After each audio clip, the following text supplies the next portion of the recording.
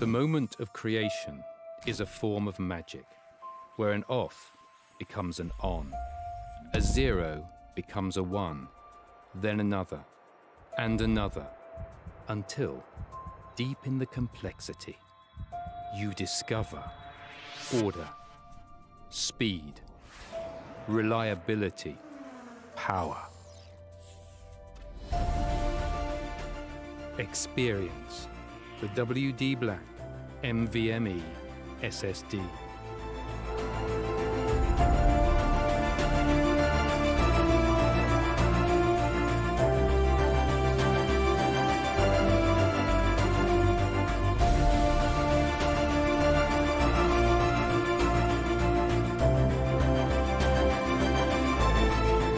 Fueled by darkness. Level up to NVMe SSD performance.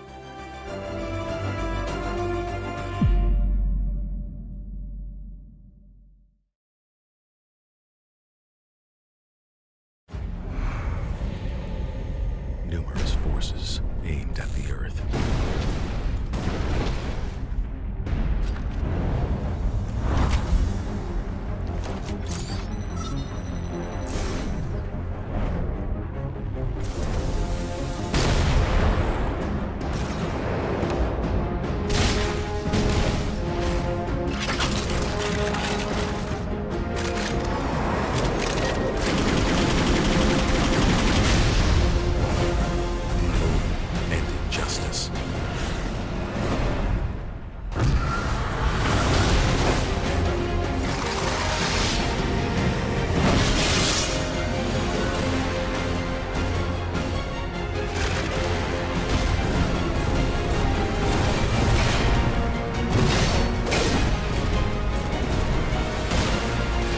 Let the glorious battle begin.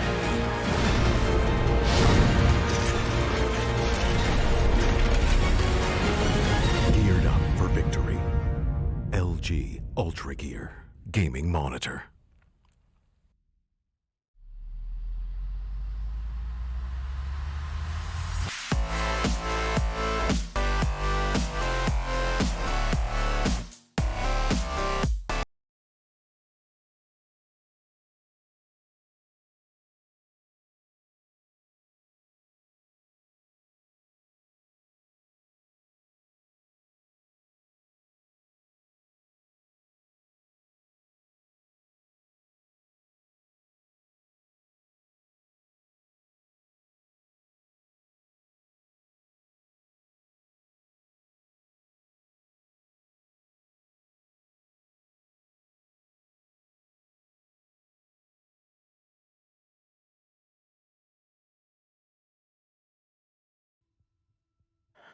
Alrighty then, ladies and gentlemen, welcome back to the W Black the Esports Club League for Rainbow Six Siege Season 4, powered by LG Ultragear in association with Fibernet, Zotac Gaming, and Games The Shop.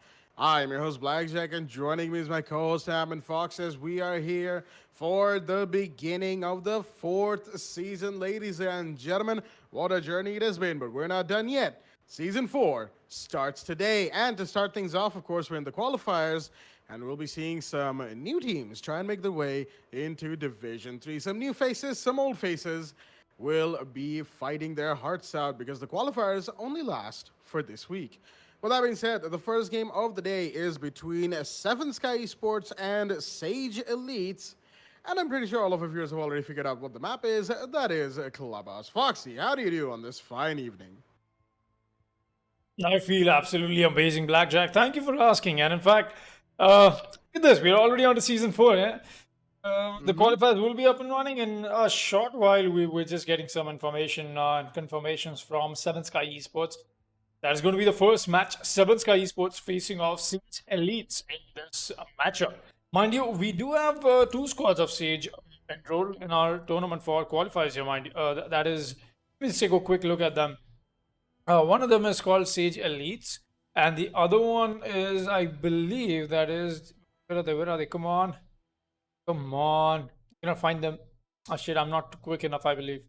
But yeah, I'm pretty sure there's another Sage clan as well that is involved. So, well, we do have these amazing teams playing facing off each other, and that'll be obviously on a map of Clubhouse. It was no surprise because I was expecting this to happen. Yeah, that being said, actually, I just saw that everybody's in the lobby, and we will be taking the confirmations in just a moment. As we just got the confirmation, guys, let us not waste any more time. Let's get right into the match. Seven Sky Esports facing off Sage Elites today in the first match of your qualifiers for Season 4.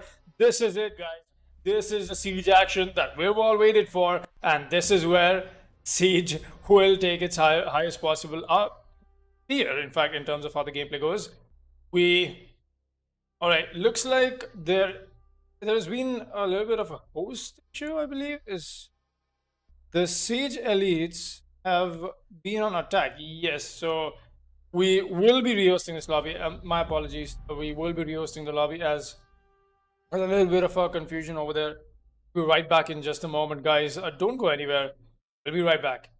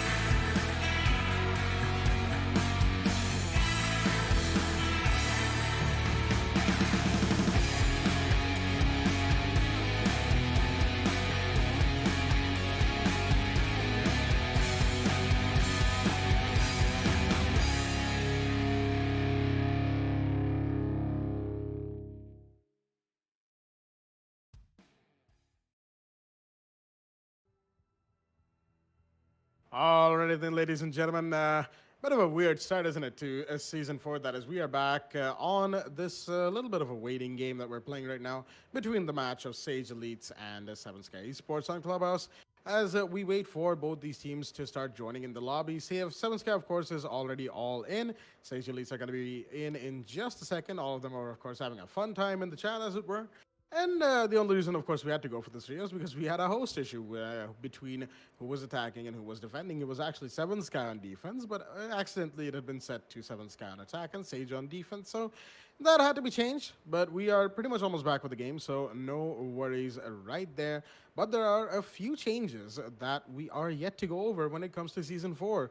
One big change, actually, we're going to have to talk about that big change a little later, looks like, because both these teams are in, and we have the ready from both sides. So the match is going to be beginning. There we go. Sage Elites will be taking on Seven Sky Esports.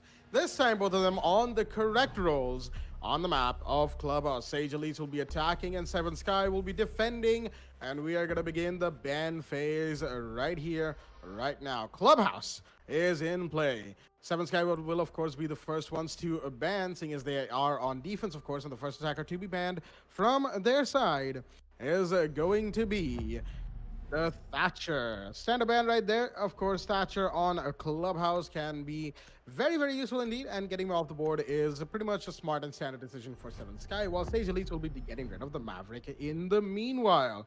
Thatcher and Maverick being banned, and when it comes to Clubhouse, I believe that the next ban should be a Kaid ban, but then again, I've been proven wrong before. And no, not this time though. It is going to be the Kaid. The safe bet, as I said right there, getting rid of Hard Breach support, a Hard Breach himself, and then the Kaid. Leaving, of course, only the Bandit for electrical disturbance when it comes to Hard Breach, and I'm pretty sure with the way, you know, you can use a Zofia, you can use an Ash, and all the other operators with grenades and breach charges and whatnot, Bandit tricking wouldn't exactly be a particularly good idea, especially on second floor CCTV. With that being said, Mira is the last band to be taken off the board from the side of Sage Elites, and we are now up and running, ladies and gentlemen, with round one. From the side of Sage Elites, we've got King Arthur, Venedis, Leo FPS, Vaughn, and Pazu. And from the side of Seven Sky, we've got Marksman, Ritwik, we've got Flakes, okay? Montrosky and Rovnex. Okay, some interesting names, some tongue twisters there. They'll have to get used to that. But second for CCTV. Round one will be underway just like Blackjack said, and the first side of attempt is going to be the CCTV area. All right, very classic, very standard. That's just how we like to see Clubhouse happen. You know, it is essentially the fact that you can either go back to Church and Arsenal, you can happen to go back to CCTV. It's pretty much at this point whatever the teams want to choose with. We'll be seeing them take on this side. Montrosky will be bringing out the Bandit, and just as we were speaking about the rosters, I'll be very honest, I haven't really seen a whole lot of Seven Sky Esports around the community. You know, they haven't really made a lot of noise. I've only seen them, not even play, I've seen their presence being felt in the APAC qualifiers out of here, but definitely have a little bit of a history lesson here for the boys. Everybody is watching and joining us on the attackers. That is, Leo FPS happens to be a very old member of the community. He's had his own team previously, and a very good one, in fact, back in the day. Let's see if Sage Elites are standing up to the reputation he holds. Got King Arthur as well. The man has been playing Siege for a little too long, and in fact, I've had a very good history of grinding my rank games with the man. In fact.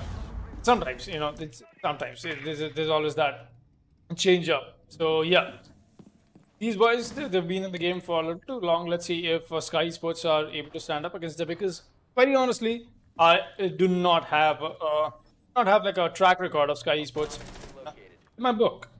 We'll be seeing Vigil hold on still. Gonna get spotted up by the drone, and that's the IQ outside of the window onto blue extended area. Meanwhile, the breach on the garage.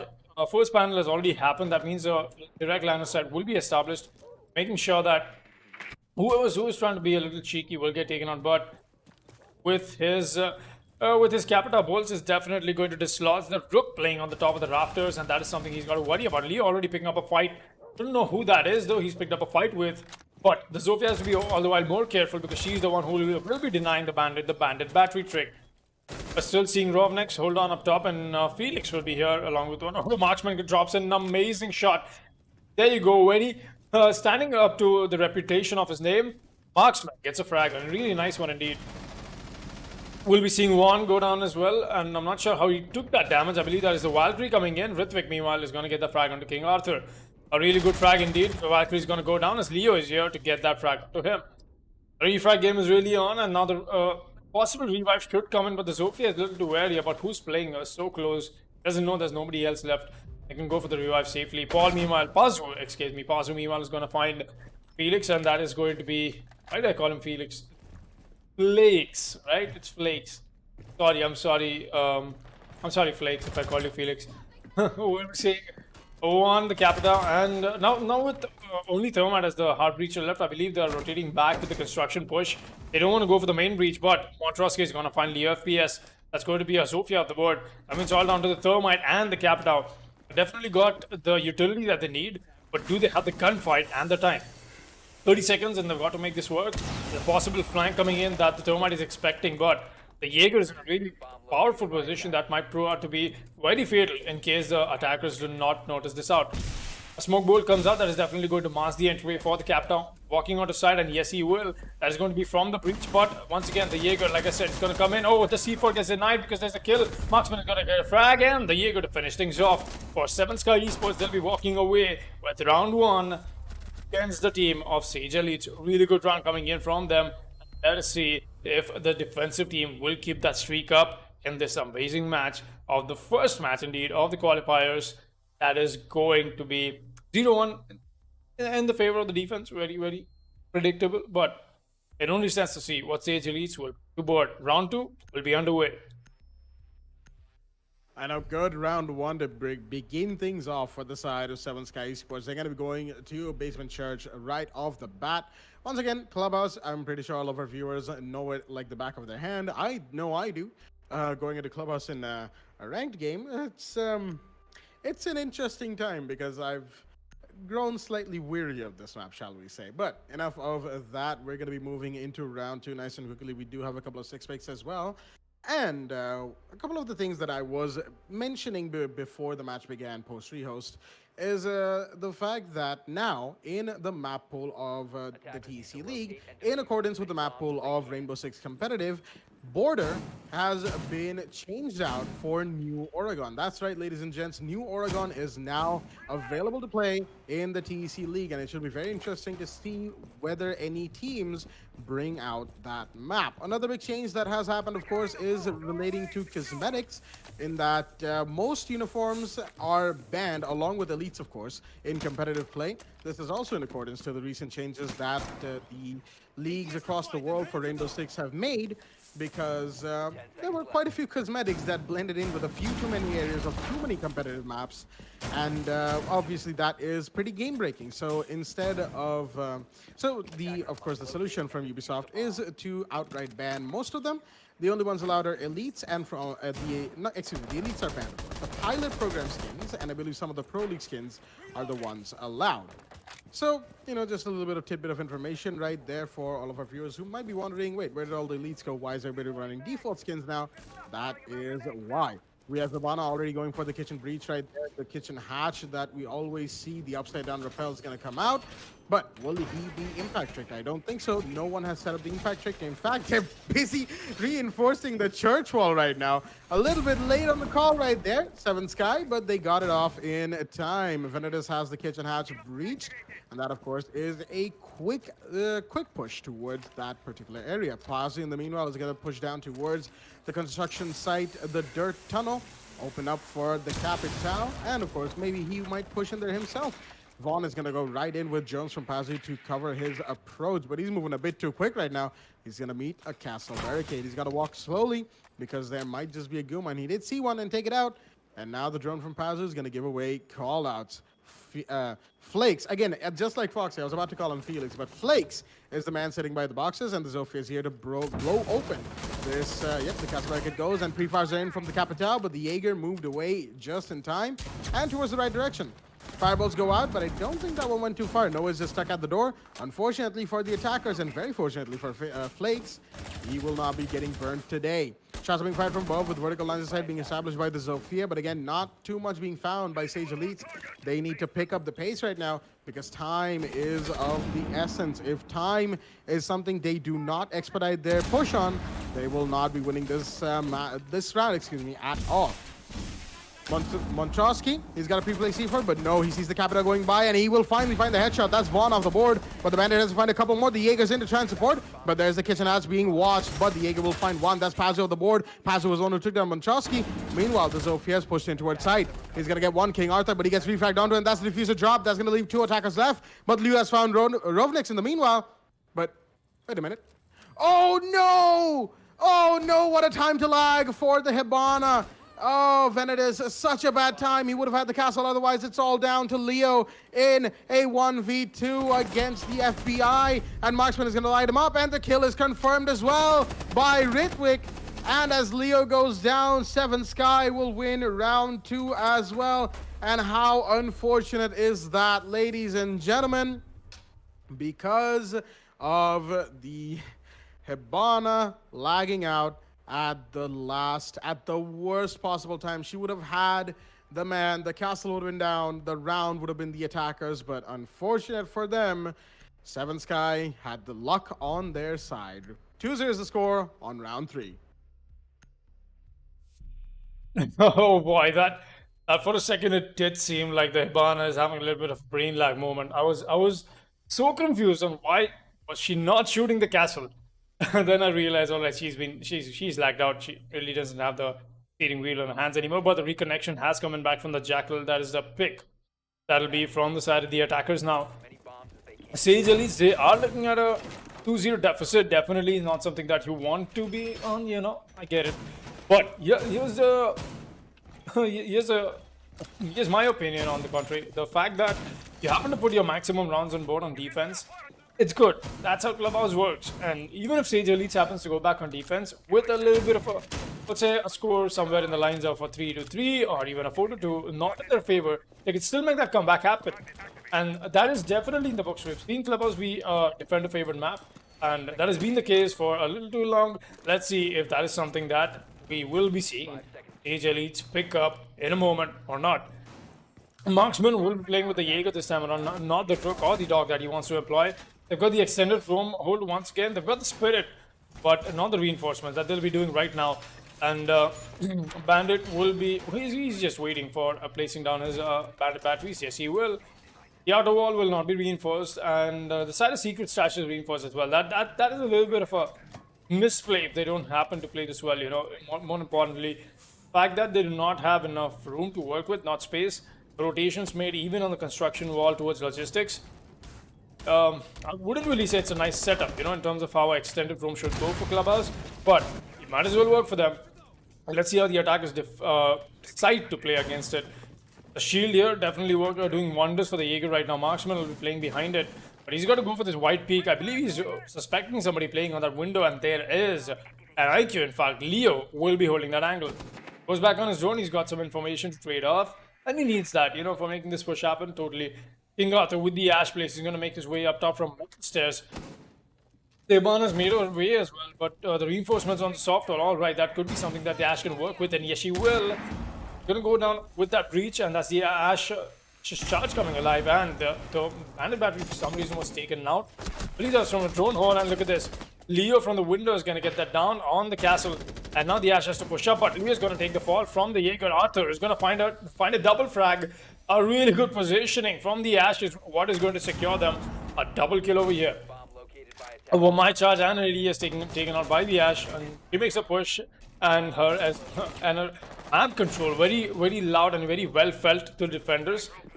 Nitro is getting patched from below. Oh, that's a good maneuver coming in from Ritwik. He's making his way top, but he might get caught out here. It's a very difficult position to play in. That's why he's going to go for the long rotate. Does he find anybody else? It's a real question. There's somebody expecting him to creep up on that little area. That is the stairs, but King Arthur doesn't know there's the bandits up top, but he's going to lose that gunfight. Smartang the advantage. King Arthur on a triple kill so far. All the kills on board for the attack have been done by the Ash. Might as well get this ace. Let's see if that's going to be the case or not. Flakes will be watching this angle. He's got himself the shield to work with, but the Zofia is not being employed. Only the Ash should take out that shield for ability, but not something the attackers want to do. Still seeing a little bit of a stray peek coming in for the Saudi attackers. Nothing much that. There you go. Oh wait, Exotomic Charge takes down Flakes, and Montrosky is going to find one. That's on the Leo FPS. Montrosky is going to find another. King Arthur goes down. That's a double kill for the man. Still, Smoke Wave will come alive for him, but the white pig is what is not advised. Sage Elites will walk away with the first round on attack for themselves, and like I said, Clubhouse happens to be a defender-favored map, but if you're able to even walk away with a 3-3 on halftime, that is still an advantage well you can pick up. And I'm sure all the fans of Sage Elite might be rooting them to do exactly that. First round on board as this match gets all the while more exciting. Round 4 will be underway. Well, I'll tell you what else is exciting. That Wamai, after getting completely deleted off the map with a thermite charge, of all things to actually kill him, a thermite charge. Well, looks like Sage Elites definitely knew what they wanted to do in that particular round. But of course, you know, what is history is history. It's in the stream for everybody to see, of course, for both teams as well at the end of the day. Second Floor CCTV is going to be the site of choice from 7 Sky Esports right now. Of course, Gym didn't work out for them, but they still have the round lead. 2-1 is the scoreline in their favor on round 4. And they've got the Rook in place for, of course, those beautiful, beautiful Rook armor plates. Excuse me, of course, the main reason for bringing in Rook is pretty much for his armor plates, the damage reduction that they give for all armor types across the board is pretty fantastic. At least one extra bullet will be required to kill all the armor types in most situations. Of course, if anybody wants a detailed list of numbers and whatnot, I'm pretty sure Rogue 9 is your man. But that is, of course, a discussion for later. We've got Flakes down here on the central hallway of the first floor, barricading away particular areas like this billiards door and, of course, the door to the bathroom. Setting himself up for a bit of a hold right here. He's got to rotate in and out of stocks as well, as Marksman's going to make his rotate in and out of the metal stairs hallway. 3 Rook armor plates still remain to be taken, of course, and that's of course that's not gonna be a bit of a happy thing for Rook to see, but you know, over the round goes, hopefully we'll see more attackers pick up their plates, as the Vigil has been spotted by one of the attacker drones inside a bar that has given away his position, and I don't even think he's aware of the fact that there's a drone there. He is now. He's activated his ability, but how much will that do for him? Flakes, he's got to find this drone, or he's got to find the attackers that are pushing him, as the cam above him in bar came alive for just a second to give him a few callouts, but he's marked out the door to billiards. He knows that there's a push coming in from there, but does he know the bathroom push? He will in just a second. That is the IQ right there. Leo, he might find somebody, but there's a Valkyrie to support inside of bar. Leo still hasn't made this push happen. He's trying to find where this man's playing as a punch hole comes out, but the Valkyrie nearly had the shot. Excuse me, the IQ got the kill onto, of course, the Vigil, but the Vigil nearly had the shot, that is, onto the IQ's head through that wall. And now Ritwik is the only one on first floor. He's being pushed from 3 angles, and the IQ, will he find him? He's missing a few shots. Leo, oh no, but Venet is here to take the kill instead. Ritwik goes down. Venet is to save the day for Leo. Lots of shots missed by the IQ, excuse me. As Montrosky is going to be downed by the Ash from below, and that's going to give Thermite more than enough room to go for the breach, and the kill should be confirmed. And he's second up, but the Bandit laying open inside of Sight is not going to be killed, and the rotation is being watched. Of course, the Ash, unaware that Marksman is watching right by the bomb, is going to be taken out by Marksman. Montrosky looks like he's going to be revived. Yes, he will, leaving, of course, the situation in a 3 versus 4 in the favor of the attacker. Sage Elites, of course, have more men alive, but now they've got to make a push happen. They've got about 60 seconds left in hand for themselves, as Capita's firebolts are going to come out, and Leo's going to make the garage push. They're going to make garage catwalk is for the time being. Venet is coming up on the sub-roof rappel, excuse me, as Vaughn's watching a bit of a long angle right now. Marksman watching the CCTV window from inside of Cash. He's turned away for a second, but Rovanex did that noise give away his approach. It may have. The Ike is above him. She expects somebody. No, she doesn't. She's looking away for the time being. She's come back for a peek. Rovanex, he's going to go for the run. He's going to give away his position, and he'll be taken out. Leo with a good shot onto the Jaeger. And now it is a 4 versus 1. Vaughn finds Marksman. It's all down to Monchowski. He's got the C4. Will it find anybody? No, it will not. The plant is denied for just a second, but the kill will still be confirmed from behind him. The rotate from Venetus to finish things off, and Monstrosky goes down, of course, inside of Cash. Sage Elites with another round on board for themselves. Round 4 goes to them. And that, of course, means that they have equalized nice and quickly onto round 5. 2-2 is the scoreline, and looks like we might either have a 3-3 or a 4-2 in either team's favor. That is definitely a question that will still have to answer due to a nice equalizer coming in from the side of the attackers. After having a very nasty start to the beginning of this match, definitely an advantage that they want to walk away with. Mind you, this is a single elimination qualifiers, people. That means you happen to lose, you go home, you come back in the Season 5 qualifiers. And as much as I realize what I just said, and it hurts me a little bit, you know, the way I like to say it. It hurts me right in the meow meow when I say the fact that Season 5 qualifiers will be the last qualifiers indeed for the entirety of the league. We have a 5-season league, and yeah. So, anyways, we will be coming back to the season qualifiers that is in hand right now. I mean, yeah, there's like, there's still a little over 2 months left, so exactly until the very end of the league. So plenty of time right there, plenty of siege action. Definitely. A lot of siege action, in fact, and these new teams that will be making their way from these qualifiers to the Division 3 spot, something I'm looking forward to. Marksman, he'll be playing the Rook once again. Very interesting. I don't see them pick the Dock for some reason. That is 7 Sky Esports. They do want to be playing the Raptors area along with a Dock. You know, despite having everything similar except for those impact nades that we just saw news, obviously. But for that, you again have the mute, right? And I think that Cam is bound to get spotted out at some point or the other, you know, without having to do a whole lot of work with the IQ. But she's gonna spot it anyway. With that, any possible time, she's gonna. that out, and we'll be seeing a very strategic, a very methodical push that the attackers want to make happen, but the breach from Thermite is already happening. So they've got the drone works in, and nobody's going to be watching that, and the captor bolts will come alive as well. That is from the first panel spot on the garage. Oh yes, it will. Charge will go off, and an very early breach, in fact, done from the side of the attackers. That's even before the 2-minute mark is hit down. It's definitely something the defenders will have to worry about. Let's see if this time around Flakes and the roamer, that is Ritwik, will be able to stop the push that is happening from the attackers. They'll be on the roam once again. That means the C4 isn't to play, and obviously the K1A and MPX. Don't forget that. It's definitely something that you've got to be scared about. Yeah, we still will be seeing Ritwik hold down this area on the stage, but not much pressure being put on them. To be very honest, I'm not sure the attackers are, and what kind of emphasis they want to put in. Are they even going for a roam clear, or will they would just like to walk in on? Yes, they will. King Arthur is going to find a frag onto Montrosky. He doesn't know there's a Valkyrie playing on the stage area, but meanwhile, Robnex is going to find a frag, and King Arthur will find another. The sound cues is what gives away the position of the Valk, but it's all down to Marksman and Flakes, at least as of now. Flakes making his way back from this area. He's going to find a frag. That's your Ash, and that's a double kill for Flakes. That's going to equalize the man count. Really well played by the Vigil. Leo and Arthur take the fall.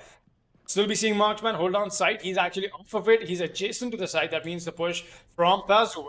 Benitez will get stopped. Obviously, the double hard breacher duo that the attackers have. Still seeing him hold on very strong and very good. It does come down to Marksman not knowing where the attackers are coming in, closing in from. That is going to be from the breach. Then the information trade-off is going on. The Rook's position is now given away, and that is exactly where the attackers are eyeing the defender. They will still be waiting for the possible push to happen. They are trying to bait him out. They've got more than enough time to do that. 33 seconds, and the walk-in is into play. He's going to walk in and get that frag on the Rook. Look at that. Really nice shot from Pazu. It's all on the Flakes. He's got that quad kill to get himself this round victory. Oh, he's not going to whiff. He's going to find a frag. Does he find another? No, he's still whiffing. Where's the second follow-up? It won't connect. Sage Elite will walk away with round 5 off the back of some really nervous shots being missed by the Vigil over here. Definitely not something that Pazu will be doing. The Thermite connecting, getting off the plant at the right time, at the right moment, gets Sage Elites another round, and that is going to be a 3-2 as the match suddenly turns in their favor.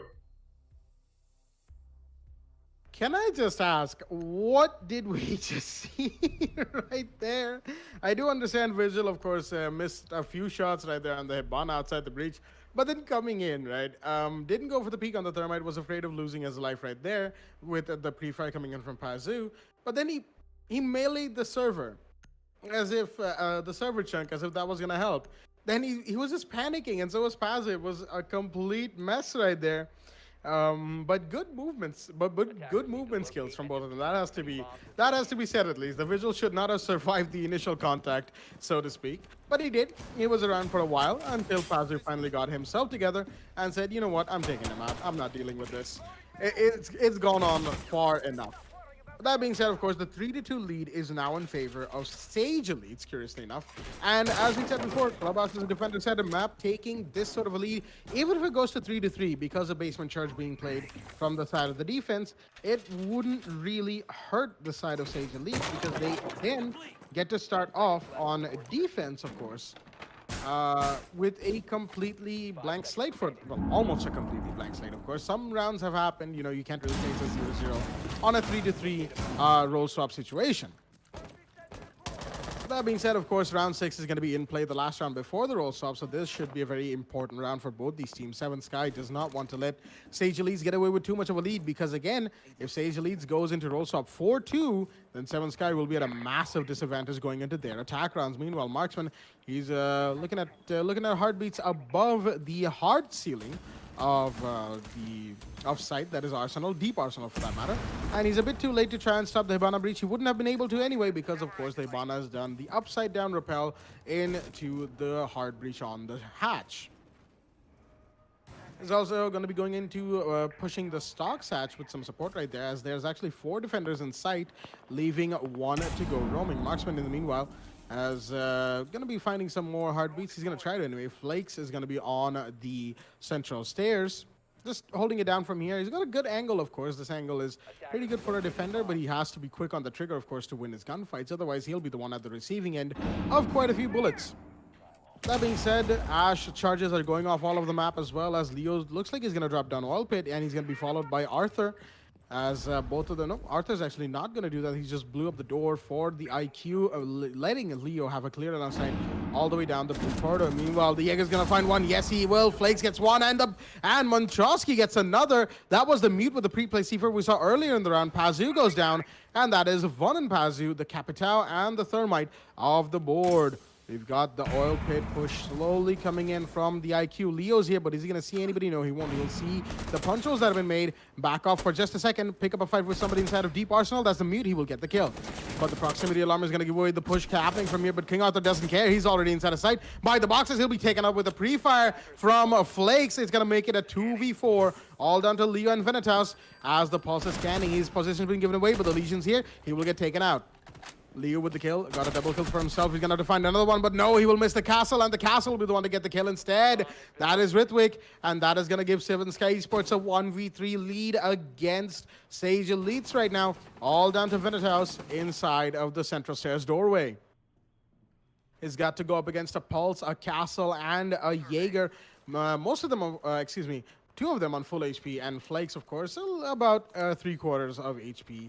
Still left in his health pool, which is a hefty amount, so to speak. He's got flashbangs. He could make his push a little safer with the use of them, but then again, throwing a flashbang means that the defenders have a chance of just turning around and not getting flash. And of course, all of them now know where this push is coming in from, as a flashbang is thrown in, but it's towards Moto, and now there's less than 10 seconds remaining. Venitas has to do something about this. He's gonna go for the push. The A is gonna see him, and the kill is gonna be got, and that is a Flakes finishing things off. Venitas goes down, and of course, Seven Sky Esports are the ones to win round 6. They did well right here to stop Sage Elites from building too much of a momentum for themselves, but now is going to be the real challenge for them, because round 7 roll swap is in play. And ladies and gentlemen, the side of Sage Elites are going to be defending, and the side of Seven Sky are going to be attacking, and it's a 3-3 scoreline.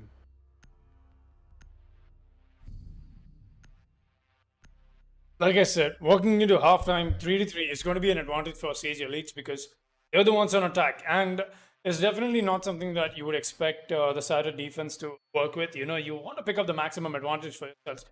Seven Sky Esports could have walked away with a better score. Definitely, they could have done that, but then again, there's always that little if, little buts. That sounded so wrong. Just kidding. That was done on purpose. We'll be going ahead into this matchup.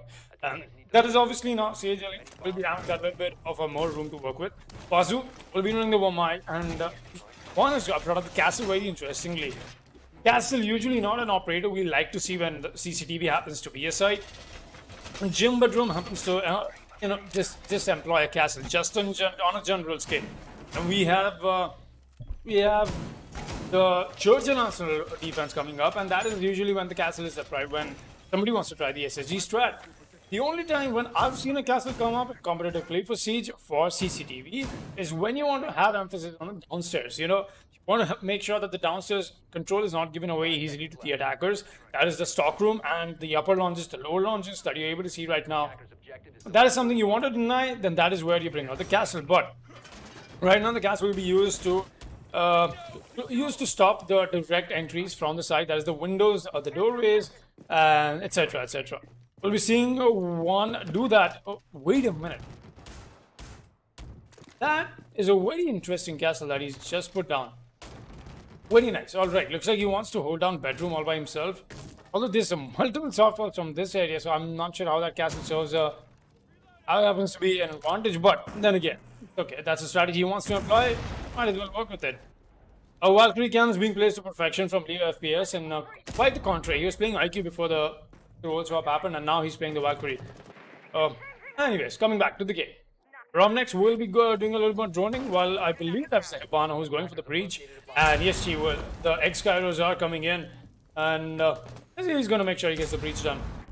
Still seeing Marksman outside garage. He's picking up a fight any moment now with the defender playing on Raptors. I think that is that's got to be Pazu. And that is, yes, a really nice angle along with the shield that he's got the ADSs to work with. And obviously, don't need to mention the Magnus, the Frisbees of the Momai. will be helping him. But I'm not sure that that's the right position he wants to throw them at. Usually the projectiles will be coming in from the southeast area of this end. He just bought the foot of somebody there. Gonna challenge that, and that's not even a pixel he will be able to challenge. In fact, Leo is still downstairs. He's got the C4 to work with. He's got the intel with his Valkyrie cams that he threw himself. But not enough momentum being picked up by the attackers. This might as well bite them in the back. Not enough breach is done, and Leo is gonna start things off very destructively. He's gonna find Ludwig. That's your Ash off the board. Not sure where he found that kill, but Montrosky will be watching this reset that's being made onto Garage directly outside. He's scared for the push from the Jaeger that happened from the strip run out, but Romnick is awfully close to side. He's going to be dumping all of his utility, but to no avail. He's not even going to make the push happen. That is not something you want to do. Leo is going to get caught off bad. No, Montrosky looks away at the wrong time. Leo will be allowed safe passage onto the upper notches now. He's going to be holding this angle. Now the barricade opening is what is going to give away the position. Possible push from the Hibana is what Leo is expecting, but what does Montrosky know? There's waiting right in his arm, his welcoming arm, in fact, that he wants to pick up the kill at. Montrosky has got to be very careful, not a place that he can walk away from. I don't think so. No, he won't. Leo with a very easy shut off his entirety of the siege play. And Rev next comes up with a frag. King Arthur is here to refrag with that. With a little bit of a flank coming in from him, but Nomad has already made his establishment over Garage. We're still seeing Plagues hold this down. He's got the breach done, but not enough time. 10 seconds left, and the push has got to happen. The diffuser will be in the hands of the Thermite. That's why he's got to go for the plan. But is the C4 in play? Yes, it will be. The pre-play C4 from Leo comes alive. It's all on to Marksman, but Paz will be the one to get that final frag. And like I said, the momentum from the attackers was so off the charts that it was not enough to make the push happen. That is exactly where Siege Elites pick up the advantage. We will be going to round 8. Round 8 is in play, and of course, Sage Elites on the defense right now are doing what we pretty much expect any defensive team in Clubhouse to do, which is win rounds very, very comprehensively indeed. As we're going to be moving into round 8 that we just said right there. Not sure why I'm repeating myself. 4-3 is the scoreline, and the 6 pick is in from King Arthur out of the Goyo into the Jaeger, of course. Basement Church, we've got a Mozzie in play from Vaughn, I see, and that is, of course, going to be doing a lot of intel denial and counter intel, in fact, in favor of the defenders in this round, which is something that intel is something that Seven Sky definitely needed in the last round. The momentum, excuse me, was far too slow from them going into the finishing seconds, the finishing 35 seconds, in fact. And as we've seen before, you know, many teams make that mistake where they go for a push far too late in the round, trying to get as much intel as they can, taking way too long in their droning and their utility clearing, and then not going into the push as soon as they need to. That, of course, costs a lot of defensive teams, attacking teams their rounds. It almost never works out, shall we say. It has on occasion, don't get me wrong, but it almost never works out in that particular situation to have a push all the way at the end of a round with not enough time remaining to establish where you're going to be going for the plant, which side you're going to be taking and getting into. Killing defenders is one thing, but establishing control on site needs a little bit more time than 20 seconds, so to speak, shall we say. Because if the defenders put up enough of a fight, enough resistance to the push from the attackers, then that's it. That is game, and the defenders will win either off the back of time, or they will just take out every single attacker remaining, and that is not a good situation to be in. So Seven Sky Esports definitely have to pick up the pace right here, and they have quite a bit of time right now, of course, well over 2 minutes to try and get into the side, get all the defenders, or get the plant down. But again, if this round is anything like the last round, they will not be in a good position to speak of. We did hear the Hibana Heartbreeze going off elsewhere on the map as Marksman is going to make his way in towards Oil Pit, knew where the Goo Mine was, but, you know, just taking it out as Leo's going to take out Flakes. In the meanwhile, that is your Hibana down. Looks like he wanted to get into Kitchen, and of course, that is where he met the Pulse, who introduced him to his UMP, but Montrosky is going to introduce King Arthur to his 5.56. In the meanwhile, that is the Jaeger off the board, and that, of course, will equalize the body count between both teams. 4-4 is the man count, of course. And with a minute 45 remaining, Seven Sky, of course, they are going to be droning. There you go. The drone's in. Sees where Vaughn is playing by boxes. There's another drone in, giving Seven Sky all the intel they need. And There's vertical line of sight being established by the sledge as well. Rithwik right there, excuse me, doing his job as flashbangs are coming in towards blue as well. That might be the Ash all the way from Oil Pit, I think. Okay, he's just gone back outside of garage for that matter. As there you have the marksman. It's just going to come back towards Oil Pit, of course. He's not really got too much to do aside from push this particular area. He's been spotted. Shots are going to be fired. Paz is going to do a bit of damage. So will the Ash as cover is in. But no, Paz is going to bravely take the peek. And marksman is going to go down, unfortunately for the Ash. But the Guma initiation did not help him at all. Leon, the meanwhile, takes a lot of shots from Rithwik. But he's not down yet. It is a 4 versus 3. 2 defenders low on HP. But will that matter? Rovnik's got a Guma initiation right now. He's got to take that out, as the sledge is busy making vertical lines of sight as well. Manchowski, of course, saw that Mozzie drone right there that gave away intel on where he's coming from. That is dirt. And that is, of course, going to give the defenders one more area to be aware of, as Rovnik's sitting by the main door of central stairs. He's got to be careful. Brings out his lifeline, going to make a rotation in towards sight. As the hash drop is in, Rithwik's inside the side. He will find one. That is the pulse of the board. Rithwik finds a Leo. Will find another. Yes, he will. No, that's actually Manchowski with the double kill. That's Vaughn off the board for him. And the Thermite is going to be going for the plant. It is now a 2 versus 3. And Rovnik is very sneakily still sitting inside of central stairs door. As the sledge, will he find the lesion? Yes, he will. The SMG-11 is out. And unfortunately, Pazu whiffed a few too many shots right there, giving, of course, the kill to the sledge. And that puts round 8, ladies and gentlemen, in favor of Seven Sky Esports. And once again, the scoreline is equalized 4-4 in no one's favor. Well, this match is definitely heating up to be the match for kicking off the qualifiers. In fact, we will be seeing round 9 come up. 4-4 is indeed the scoreline. And let us see on how this round will go down. Church and Arsenal Room is going to be the side that once again we'll be seeing the defense attempt on. And this time around, the Maestro will come onto the board, not the Mozzie. Very interesting. King Arthur, he'll be playing the Jaeger once again. Pazu is on the Legion back. Leo playing the Pulse. Not a surprise. Benitez, though, going to be on the Valkyrie. Very interesting. He's got to make sure that you have enough intel trade-off. And this time around, they have more than intel trade-off. They have every single operator working for intel, except for King Arthur. Look, think about it just for a second. Leo's got the cardiac sensors. One is the evil eyes.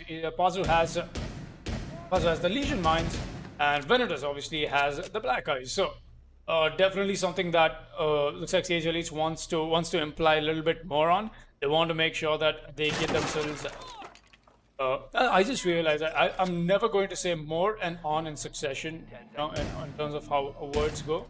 Yeah.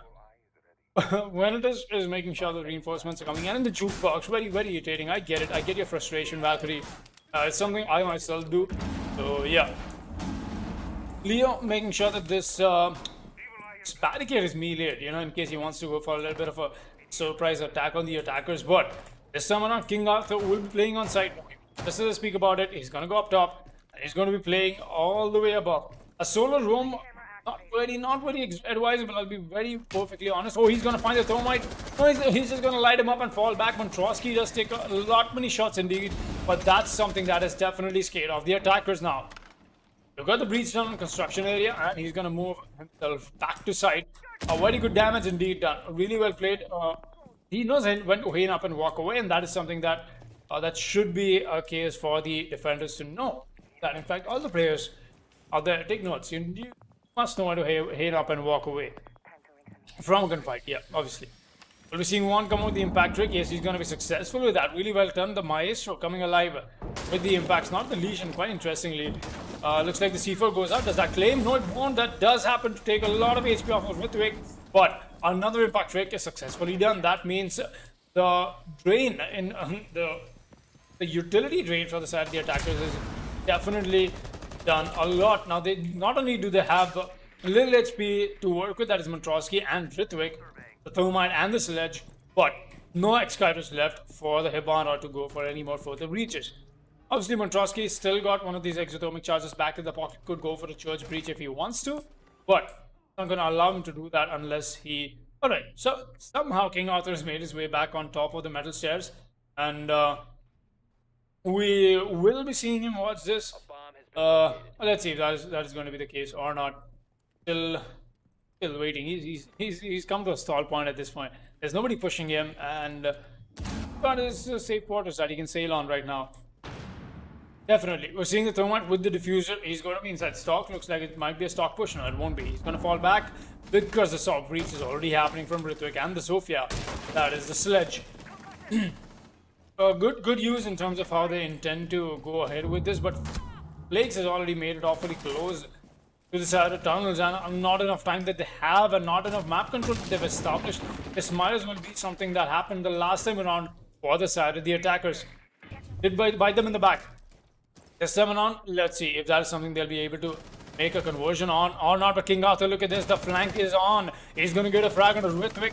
That's your sledge off the board, and now he's waiting for a possible hatch drop to happen. Grove next is gonna find Venetus. That's your Valkyrie on the board. Oh, King Arthur is gonna find one more. Leo is on this flank here. He's gonna get blown away from the map. But all the attackers have made their way from tunnel. One gets a frag. Does he get the last one? It's all on the Flakes. He's got to be very careful in how he picks his gunfight. No time left, and neither will his life be. Your Siege Elites will be walking over here with round 9, and that is going to put them up very, very close to match point. 5-4 is going to be the scoreline. Will we see Sage Elites take this to match point, or will this be another equalizer coming in from 7 Sky Esports? Blackjack, the mic is yours. Thank you very much for that, Foxy. And we're going to be heading to second for CCTV on round 10. We've hit double digits on the round count already. And Season 4 so far is off to an explosive start, so to speak. And obviously, that makes me a very happy caster indeed. 5-4 being the scoreline, of course, in favor of Sage Elites. We've seen this before. They were 4-3 up just a couple rounds ago. And 7 Sky managed to equalize right there. But will they be able to equalize now? Because the pressure is on, seeing as, of course, Sage Elite set a run away from match point while the side of... Okay, Vaughn, all right, very interesting indeed. Decided to try and put his reinforcement on the hard wall. There would have been a bit of a waste of a reinforcement, obviously. But, yeah, he's going to just decide, all right, you know what, that's not the place for it. I'm going to put this on the construction double wall and get it over and done with. The castle, once again, being employed from the side of Sage Elites. As Foxy mentioned a couple of rounds ago, of course, castle, not exactly an operator you see when it comes to second floor cache and CCTV. But then again, there have been odder picks, more odd picks before on many other sites on many multitude of maps. Vaughn's just waiting, of course, for the Valkyrie to throw out the cam. There we go. Leo will get that done. Vaughn will close out the window. And, of course, primarily speaking, that one castle barricade is just to burn utility from the side of the attackers. Leo, of course, preparing the construction window for a jump out, as Pazu is going to be holding inside a first floor garage in the meanwhile. The Womai is here, of course, with his Magnus to protect himself. An ADS or two right there as well. Meanwhile, Hibana is going to be using her Excalibur pellets to make a line of sight all the way towards the window of garage. The default Hibana breach, shall we say, as Magnet goes out from the Womai. I think it's been spotted by Marksman. Meanwhile, King Arthur all the way towards side entrance. He could find something, someone, but doesn't look like it. Using the Valkyrie cams to get himself an infantile. He's gonna go for the peak, but it's not gonna see anything. But he will be detected by, of course, the game rules. He's gonna be forced to pull back, but now his position has been given away towards the western side of the map. Inside of western hallway right here. He's gotta be careful. Inside of billiards, no one seems to be peeking him just yet. He's gonna break the window on pool table, but again, he's making these moves. If an attacker is there, will they spot him or will he be able to get the kill? That is what remains to be seen. Oh, he saw an attacker right there, right by the garage hard wall. Couldn't go for the shot though because he didn't have it lined up. And unfortunately, King Arthur, he's just gonna be waiting and wanting for the time being. Still rotating around here. Jaeger alive on the first floor. Not really facing a whole lot of competition from any of resistance, from any of the attackers, but an attacker drone. Is that looking at him? No, it's not. I don't think so.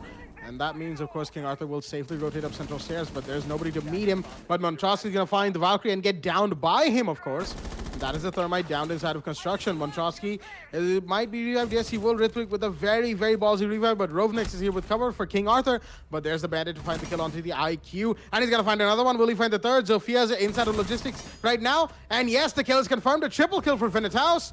As Marksman is going to find fun in the meanwhile. But I believe that was the diffuser drop inside of construction. And Venetus is just going to be holding down for the meanwhile. It's a 3v2. All down to Marksman and Flay against Leo, Pazu, and Venetus.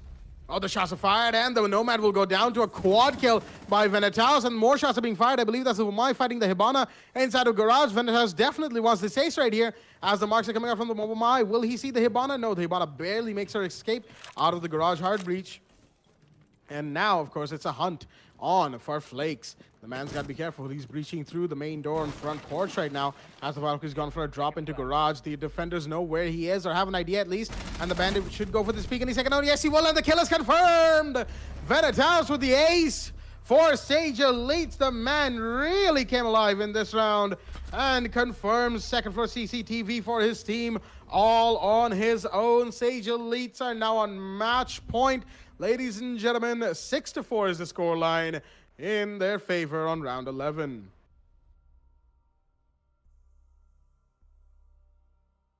All right, so the match point does go to Sage Elites. A little long due there. Definitely took their sweet time to get that advantage up. But now they sit very happy, very comfortable on 6-4. But the fight is not yet over. They've got to make sure they get this conversion as well. We've seen things go, take some amazing plays, and what an ace we just got to see from Venetus over there. Really well played. Looks like the Valkyrie was not his operator. Bandit is a little more his style. Definitely, yes. The funny part is he didn't even have to go for a bandit trick. He all he did was drop heads, drop bodies. Classic Bandit plays, So it's just how Bandit players do. It's just what Bandit players do, in fact. And the way Bandit happens to have that little bit of a storyline in the game, on what he supplies to the other operators. Anyway, let's not just go over there. I'm definitely in the mood today for Season 4. I'm so excited. Oh boy. We'll be seeing one come up with a castle reinforcement. That is obviously to deny the side of logistics. And once again, the similar play that is we are observing from the side of Sage Elites is the fact that they've completely isolated the side of logistics. Secret Stash will be having a double reinforcements along with a castle barricade to stop that entryway onto main hallway, while there's no rotation being made on the side construction either. That does give them a little bit lesser room to work with, but that could be a read-in from the attackers if they want to go for the push. That might as well not turn in their favor. It might go the other way around. Let's see if that's going to be the case or not. This is scary. This shield is scary. You can get taken away from that window straight up the Wamai, even after the breach is done. So wouldn't really want to be playing over there with that shield, but let's see. We'll be seeing one play on side. There's the Mozzie playing the Ronnie, in fact. It's been a while since I've seen the Mozzie play come out very interestingly. That looks like that is something Sage Elites wants to work with. And going ahead, we will be finding something of that sort. Breach charge is what is going to get prepped, and the push from King Arthur has already happened. No, he's going to fall back. A little bit of a white peak could have claimed somebody's life over there, but I don't blame him. I don't blame the man. It's okay. I get it. It's something that he wanted to make work with, but just could not happen. Leo will make his way outside the solo wall, but King Arthur is still in a bad spot, and he'll get taken away. Like I said, the abandonment of the extent does happen from Leo FPS, but not from King Arthur. Look at that, the emphasis in terms of how much utility has gone down. Playing the Jaeger. I wouldn't even blame them the way he's played so far. We will see this match come to a stall point. We're still seeing one hold this angle. He's got the proximity alarms in his pocket. He's not deployed them for some reason. What's up, Juan? You've got to buy them. Pazu is holding down main stairs. He's waiting for somebody to push up, but Venetus is waiting as well. Might you man under ace just the last round. This might as well be the conversion that he needs to make happen. Will he be able to do that? Let's find that out in just a moment. Leo is gone on this really amazing flank, and the Nomad charge will be of no avail because that's not a position you want to be placing them on.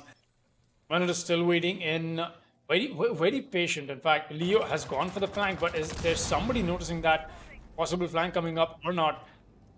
The push from the attackers has happened very perfectly on the side of the north and the east corners of this map.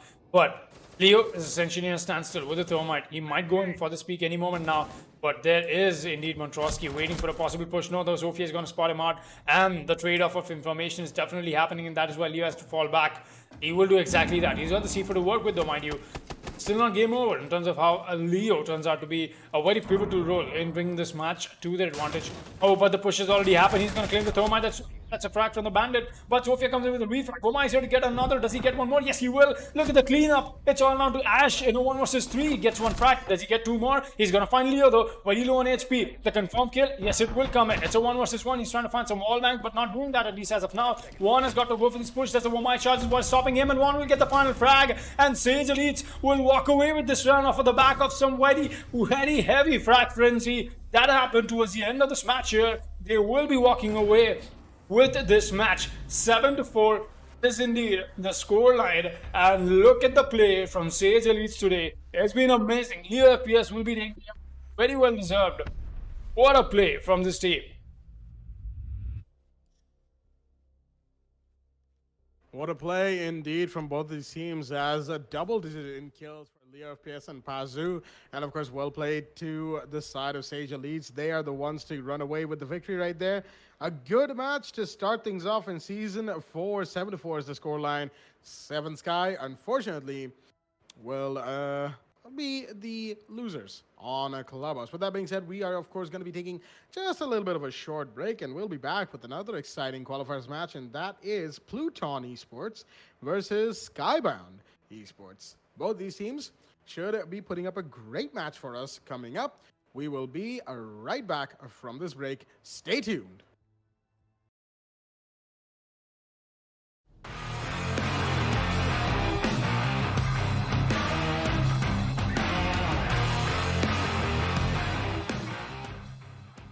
That. Alright, Jacobo will start off a kill. Stick, that's the Ash of the world. Warhead will be meeting and crossing paths along with the rope, but look at that. The bandit is here watching that trying to peek on rather. Darkside is here to get that refrag in, but that's not enough to equalize the man count. I've got to be very careful from the peak from this face. And Rebot goes down to pick that shot. Get a shot somehow onto the attacker, and that read from Jacobo is here. The bandit. Oh boy! Swamp Pig, yes he will. Does he find anybody? No, he wants a free fight and he's just going to ball back. He's not going to connect the second shot as well. The ball just works for him and he's going to get him away. So, I think he's making his way back up unless T-Boy once again he comes up. Money goes down, but the refrag is here right back in from Spider-Man. That's another kill so far for the Himana so in this round. And he's got himself a nice ass shot to help him walk into the soft crease, but the allies here to please them on the motto. They're not actually going to care about it. Spider-Man just straight up walking in, but Oxy's going to lose that fight in the air. It's all on the Spider-Man. Spider-Man gets a triple kill for himself. Can he get 2 more? He gets one. Almost a full kill. Does he get the E? The real question. Spider-Man, so far, he's getting all the kills on the board for this team. He needs 5 seconds and a frag. Does he find the yellow? He doesn't know where she's playing. She gets her out. Whoa! The ends! Oh my god! Went for a peek, wasn't able to find anybody. Instead, a drone saw him as he's gonna go for the vertical angle, but no, the drone's just too good. And Skeefy is gonna go down. That is unfortunately how proceedings are gonna happen, and it's a hack drop onto blue and a rush towards side from the side of Valiance. Archangel spawns Crisscross, Darkseid goes down as well. It's all down to Warhead to do anything about this. Will he be able to? No, he's actually downed and taken out, as it's all down to Angrybot to do something about this. Time required for the counter defuse. Angrybot, of course, giving enough time for his team to confer, but he's going to go down to the ad.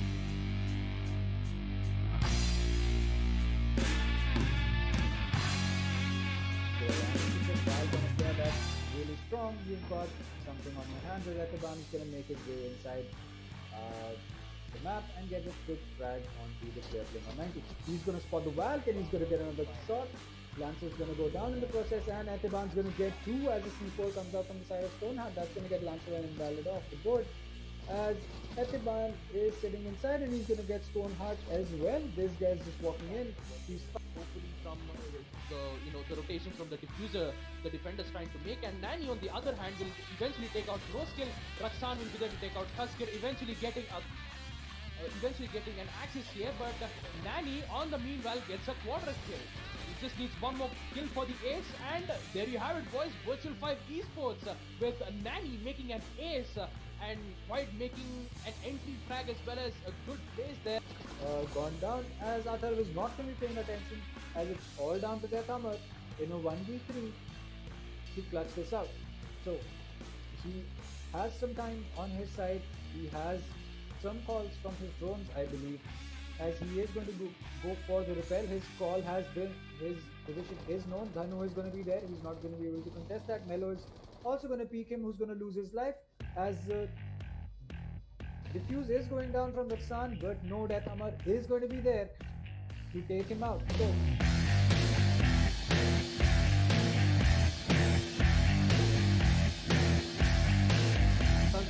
but nope, 6-9 goes down. That's the sledge, and that is another huge kill. A lot of more utility that has just been taken out from Never Diamonds' arsenal. Jaeger's gonna find another one somehow. He's still alive inside a cigar lounge. Cobra doing so much damage for his team. He's gonna go for the jump out. Will he find one more? No, he won't. And he will be cleaned up onto by Mojo, but there's another one, and the Doc gets taken out by Mojo as well. Mike cleans up with the one, but the Bearing 9 comes out, and that is a quick double kill from Veneno, as looks like level 0. All they wanted to do was jump out. Sparko meanwhile gets caught up by Hasib. That's a Jaeger once again. Coming back alive. He's gonna spot the Nomad. Look at that shot from Hasib. What are you doing? The Jaeger gets that frag. What an amazing run out from Hasib, and the Jaeger is gonna convert that in fact. Influential for Mercy so far. But at this pace, he's gotta get spotted out. He's gonna get a frag. That's one kill. He's gonna find another. Yes, he will. And a one tap. Hasib with the clutch comes in. 4 frags and a quad kill clutch from the man. I'm not sure. Oh boy, EX7 coming with the peak, and he's gonna claim the life of MI7. It's all out of Ninja Freak in a 1 versus 2. He's gonna find the Mozzie, and he's got to find the whack. Everybody will be so low at HP. He can even make this happen if he wants to. But the real question is, will he be able to do that or not? He has some cover for himself. Will be attempting the plan, and he'll be sticking it apparently. Oh, he's gonna find the Valkyrie. He doesn't know where the Mozzie's playing. He's gonna reattempt the plan, but this is going to be a bait plan most possibly. Oh, the P comes in, and Ninja Freak comes in with the 1 versus 2 clutch from the side of Mercenaries. A bit of damage as well as he was going to be coming out. Poseidon has taken 1. Beat took another one actually. Make that a 2v2 right now. Make that a 1v2. It's all of a sudden down to Hasib, the castle. But do they get the plant up? Yes, they do. Beat is going for it, but he will be denied. Hasib with the play in the strategic position that he was in is going to deny the Thermite from going for the plant.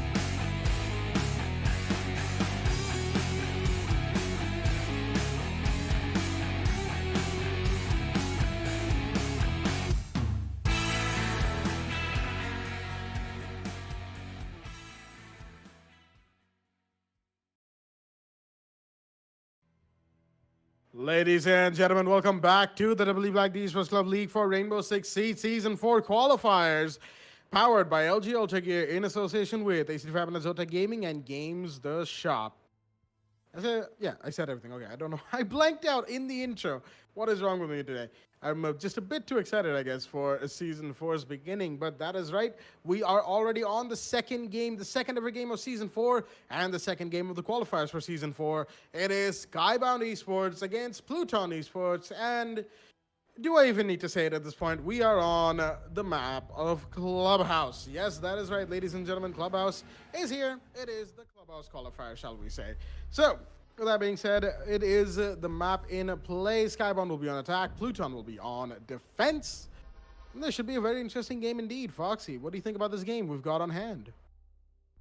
Very excited to watch how this match will go down. Skybound Esports, they've been, how would I say this? They've been the tier-net variants of qualifiers. I only say that because variants have been trying to qualify since 3 seasons.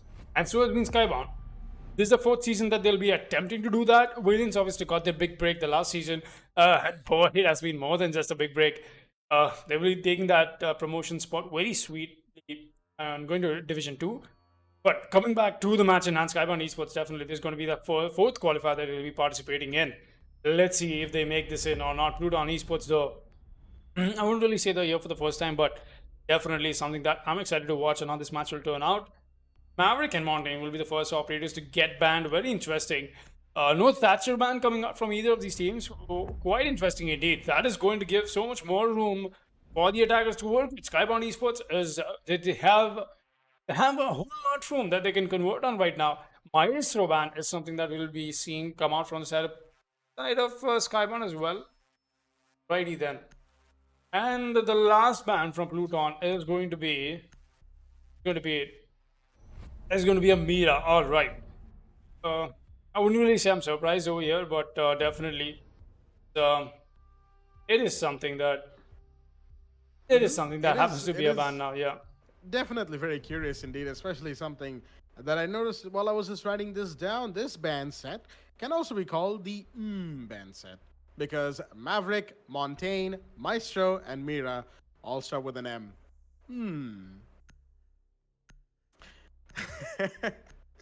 But with that being said, we're going to be moving into round 1 nice and quickly from both of these teams. Let's have a quick look at the roster right here from Skybound Esports. We've got Deranged Saint Jimmix, okay, Vermeulen, Fatty Wolf, and Dr. Dang.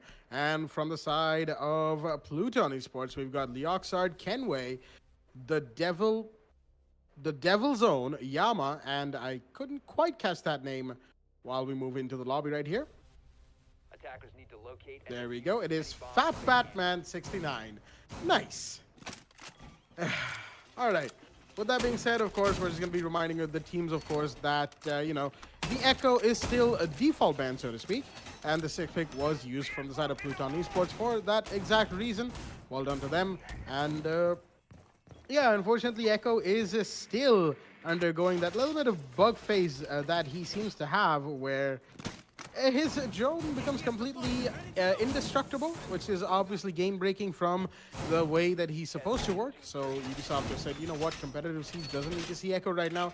He gets banned a lot anyways, so might as well take him off the board.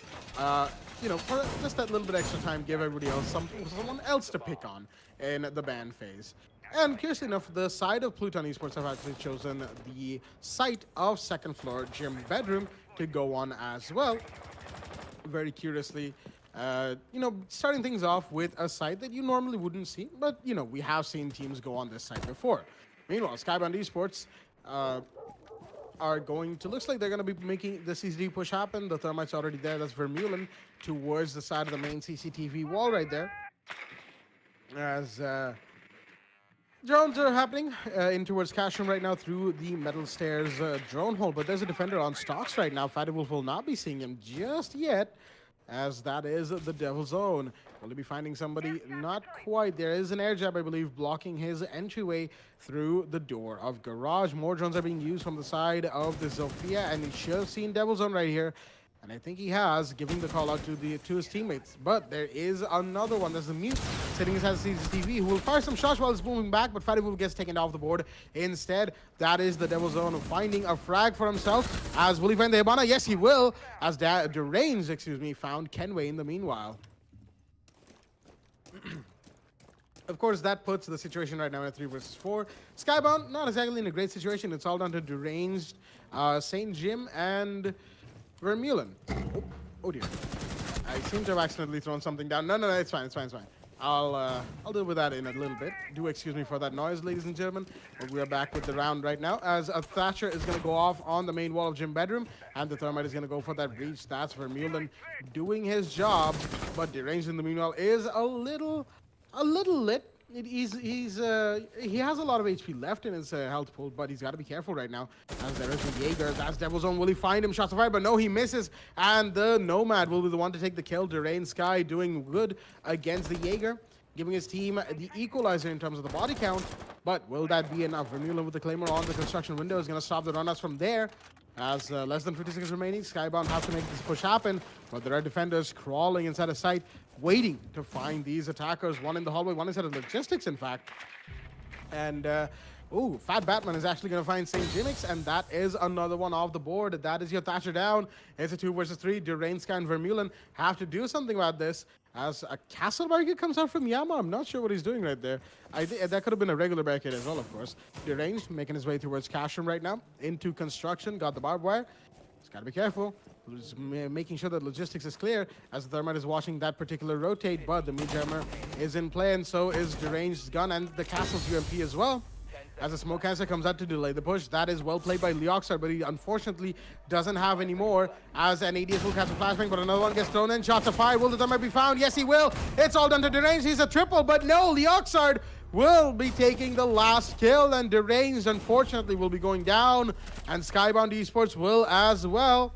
As, of course, we have the first round on board for the side of the defending team. Pluton won round 1, as looks like Leoxard has been hit with a sound bug, and we'll be moving into rehost nice and quickly. Unfortunate for all of our viewers at home, but we'll be right back on the other side from this rehost. Stay tuned.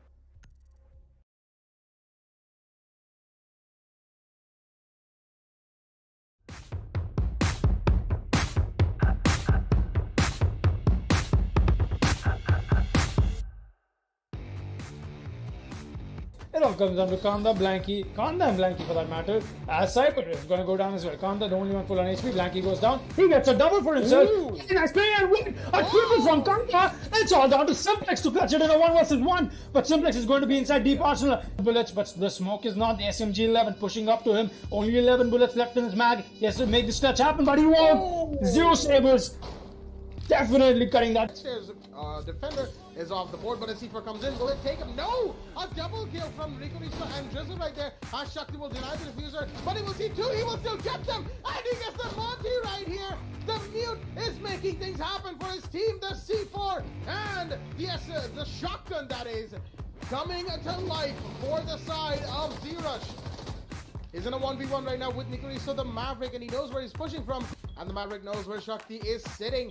A great play by the Mute, but will he be able to convert on it and give themselves a round win? The Maverick's going to go for the blind, but he's baiting. But no, Shakti will see him. He will ace it right here for the side of Z-Rush. And as many shots as he can, but there's only so much the Jaeger can do. And he can do a lot actually. Drizzle's going to get himself a double kill. That's your diffuser down as well. Drizzle making some plays happen. He's going to get a third. That's your Kali of the board. Winning a 1v1 in that angle with the Kali. Gets a 4. Drizzle with the quad kill coming in for the side of dual tables. Will he get the ace? He goes in for the pre-fire, but the drone B comes in from the Dokubi.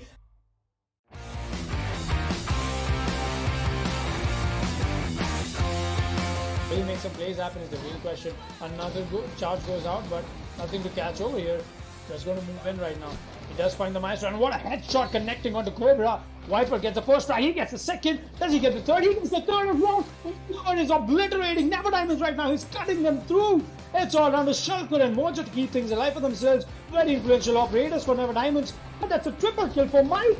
It's all down to Cobra all of a sudden. He gets the frag onto the Thermite. Now it's a 1 versus 1. Not sure what the Thermite was doing, eating away the electric fuel charges. from the Bandit. Definitely in a very confused spot for that man, as Maestro does spot the twist drone coming close to him, and that is what is going to give away his position. Mike taking away 1 HP from the Maestro while he himself stays on 20.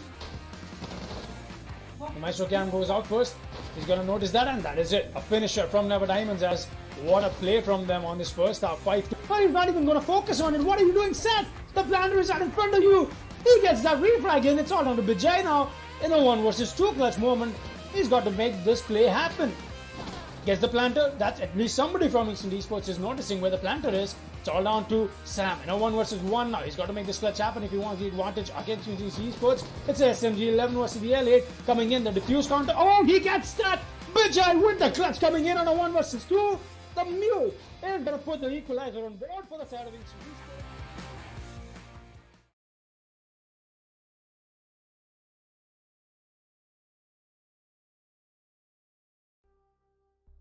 Alrighty then, ladies and gentlemen, welcome back to the game between Pluton Esports and Skybound Esports on the map of Clubhouse.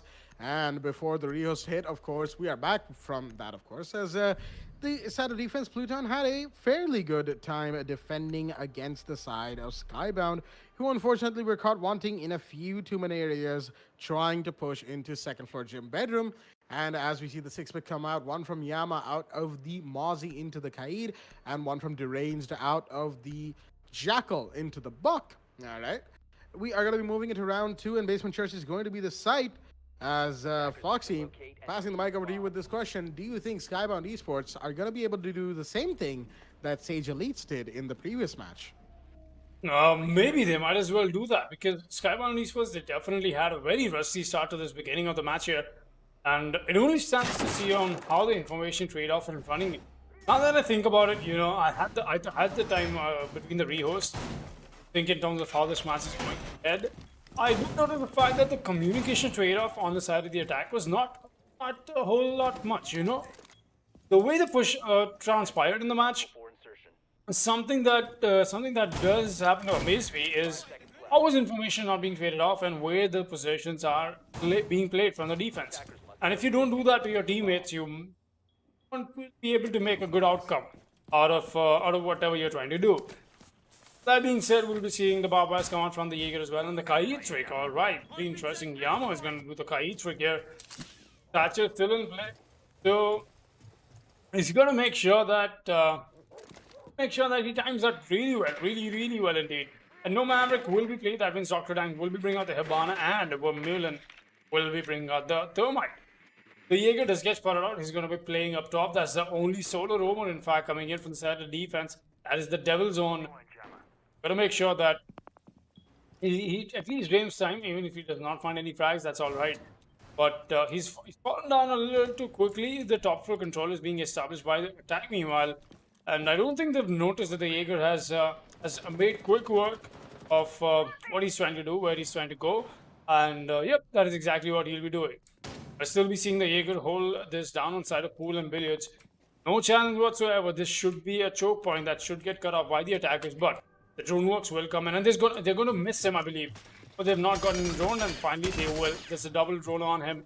There's a triple drone on him, and that's so much information taken off for the attackers later on in the round. Not enough drones to work with. It's definitely something that they've got to worry about. They're going to find the Jaeger though. Fatty Wolf is going to do quick work of him. The Nomad finding that little bit of a pixel peak that he's got outside the trash can area, as I like to call it, because there's trash cans over there. Look at that. Where are they? Wait, where's the trash can? Wait, they removed the trash can and not even able to notice that. Oh boy, alright.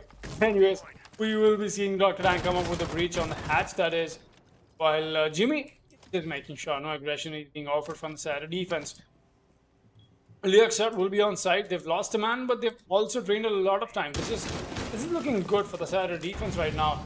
The side of attack, they haven't really had a whole lot of time to work with. And only 50 seconds left, and they're making this push happen. Along with the breaches to go, definitely not looking good for Skybound Esports. This might as well turn into a favor of Luton once again. Free fires are coming in from the castle, that is, but he's just going to fall from the pulse, that is, he just fall back. Excuse me. The Grumpy is what gives away. And it just happens to be that Yes, is going to go for the C4. He's not going to claim anything though. Deranged meanwhile is going to find Fat Batman. And what a nice name. I've got to give him appreciation for that. But Pulse goes down as well. He's going to take the fall as is happening with gunfights from Skybound. And it's all on Leoxer. He's going to find a frag. That is Dr. Dang off the board. Does he find 3 more? In fact, this might as well be the ace clutch that he has to pull out. He will do so now. 2-1 does the shutdown from D-Range. Again, the buck comes alive. Skybound Esports will be walking away with round 2 on board. That is the equalizer being put here. Really well played. Church national defense not exactly working for Pluton the way they wanted it to. Let's see if round 3 will be any different. 1-1 is the scoreline right here as both teams have gotten the ball rolling for themselves. Early rounds are in play. And second floor CCTV and cash room is going to be the side of choice from Pluton right here. Looks like they don't want to go back to gym and repeat don't want to go back to church and repeat those same mistakes that they did, which unfortunately costed them the round. But now, of course, they're going to have to be a little bit more careful. CCTV is going to be the side, and with the Thatcher in play, of course, I'm looking at, of course, the Bandit from Fat Batman. He's going to have to be very careful indeed as Deranged. Oh, he wanted to go out of the buck into the sledge, but decided last second, you know what? Nah, I'm good with Buck. Curious right there, deciding not to opt for the grenades. And with that being said, of course, Dr. Dang is playing the Hibana and Vermeulen with the Thermite. They do have the Thatcher in play, but again, the denial will be in from the side of Pluton for any sort of utility flying in towards the Bandit, you know, from the CCTV window or from Garage. But at the same time, I'm not looking at a Zofia or an Ash or anyone with grenades for that matter. Says that is, we just saw the 6-pick be taken and then reversed from Deranged, which I'm not sure how they're going to deny the Bandit trick. Maybe they're going to go double up on the main wall of CCTV with Hibana and Thermite. That is something that a lot of teams do. As meanwhile, the shield is in from the Wamai right on the door of CCTV facing the red hallway next to the stairs. And that is going to be just that little bit more cover that he has against the flashbangs that could be thrown in from the Buck. And with that bit of cover in place, with, of course, Catwalk being watched, with ADSs and Wamai magnets in place as well, Yama as well is here, the man with the Kaid charges, that is the Electric Law. As the Hibana is going to make that usual line of sight all the way towards the window of Garage, but there's the Devil's Own here. He's going to go for this peek. Will we see? No! Whoever the attacker was peeks away at the wrong time, and that's Dr. Dang himself. Decides to make a rotate in and out of Garage instead. As, who knows, maybe that could have been better for Dr. Dang to have peeked away at just the right moment. Maybe saving his life even, who really knows. The Buck in the meanwhile, he's going to be busy trying to find where this, oh no, Dr. Dang! He missed so many shots on the Jaeger, who will happily take that kill, but they got refragged onto by the Buck, whom I just realized is going to fulfill the role that I was talking about earlier in the round. Yep, that's a brain freeze moment that I had right there. But with that being said, with the Buck in play, the Bandit has been forced to flee. No Bandit trick is going to be happening. Looks like from the side of Pluton, the CCTV wall will be open. Kenway watching the stairs right now, the red stairs, that is, as the Nomad is going to be droning away in towards that particular area. We've probably seen the Wamai right now. Kenway's got to be careful right now because he has been detected, and the push will be in from the main breach or from the stairs or from construction any second now, as the Kaid inside of Catwalk has been spotted as well. He's prone, of course, giving himself a good cover with, of course, these railings, the solid railings, that is. Meanwhile, the attackers, Skybound, they need to make this push happen. They need to start doing it any second now, because if they don't, they will be caught in a bad position indeed, as round 3 slowly moves towards the last 60 seconds that we have left. A little bit more droning from Skybound is going to give them all the intel that they need coming in from construction, as Fatty Wolf was actually requesting, I believe, a hard breach on towards that single construction wall, where flashbangs are going to be thrown in towards site. Burnout and ADS, as the Thatcher is looking to, maybe looking to make an entryway through there. That is, of course, Jimmix, as Vermeulen's made his way into construction. He needs cover, of course, and there's Fatty Wolf. He's going to be putting down a Nomad charge down on the main stairs with Jim, as the hard breach is going to happen from the Thermite. Vermeulen gets that done. He finds the Bandit. Will he? Yes, he will. Fat Batman goes down. And it's a 4 versus 3 right now. They might be able to establish control over side. They've got 20 seconds remaining, as the Kaid is going to be forced to pull back, and Yama's taking quite a bit of damage actually, inside of Catwalk. Leoxard is fighting, but no, Fatty Wolf will find him, and the Kaid goes down as well. But Oh boy, a drop set of kills right there. Kenway found Deranged Sky, but St. Jimmix and Deranged doing lots of work right there, finishing things off for the side of Skybound Esports, giving them round 3, and CCTV is going to go to them, of course. Round 3 goes to the side of the attack, and they are 2-1 up on round 4. Well, indeed, that last frag coming in was a trade of the Buck getting a double kill. He got the Kaid playing in garage through the window on the main breach, and then he got the frag onto Wamai, and that was a trade-off between them. Wamai got the buck as well, but then again, Wamai was the last living defender. Something that Luton Esports just could not make happen. CCTV was not the side that they could convert in as well. But once again, they'll be going back to CCTV. Gym Bedroom has been the only successful side for the defense so far, and once again, no projectiles being employed from the side of right. No projectiles coming in. Yeah, that is true. No projectiles from the side of the attack. Like quickly on that core check, the Deranged will be coming out with the buck once again. Looks like that is something he wants to be doing. That is good. That is great. Let's see if that is a conversion that they can make happen or not. Yama has got himself the mute to play with. The Thatcher is not banned. Wouldn't really say mute is a great pick, you know, in a situation like that, when your opponents are a little too over dependent on utilities like or maybe a lion, they would still support a mute pick, you know, even while Thatcher is not banned. But in this case, it doesn't really, you know, cancel out the fact that it's not going to deny a whole lot of drones and until trade-off, though it won't. But the Kaid is what has been exchanged for the mute. Very interesting. Let's see if this time around we'll be seeing the defense walk away with another round or not, as the round 4 will be underway. D-Ray is making his way to this little extension that he's got for himself, and the stock entrance is what will be established by the Buck. Oh, a pre-fire comes in, that is definitely going to tag along. The Devil's Own, he does get scared more than that, and he's going to go all the way onto the main stairs. Look at that. A really good pre-fire from the Buck is what is going to scare off the Jaeger. He'll be playing in the bar counter though. He's got the jewel box to worry about, not anymore. That's a distraction that you don't need today. We'll still be seeing Kenway hold on side of. Wait a minute, where the breach is going on? I believe that is the garage area. Yes, the garage has been breached, the entryway as well as a line of sight being established all the way. The bandit trick happens, and the bandit trick will happen indeed.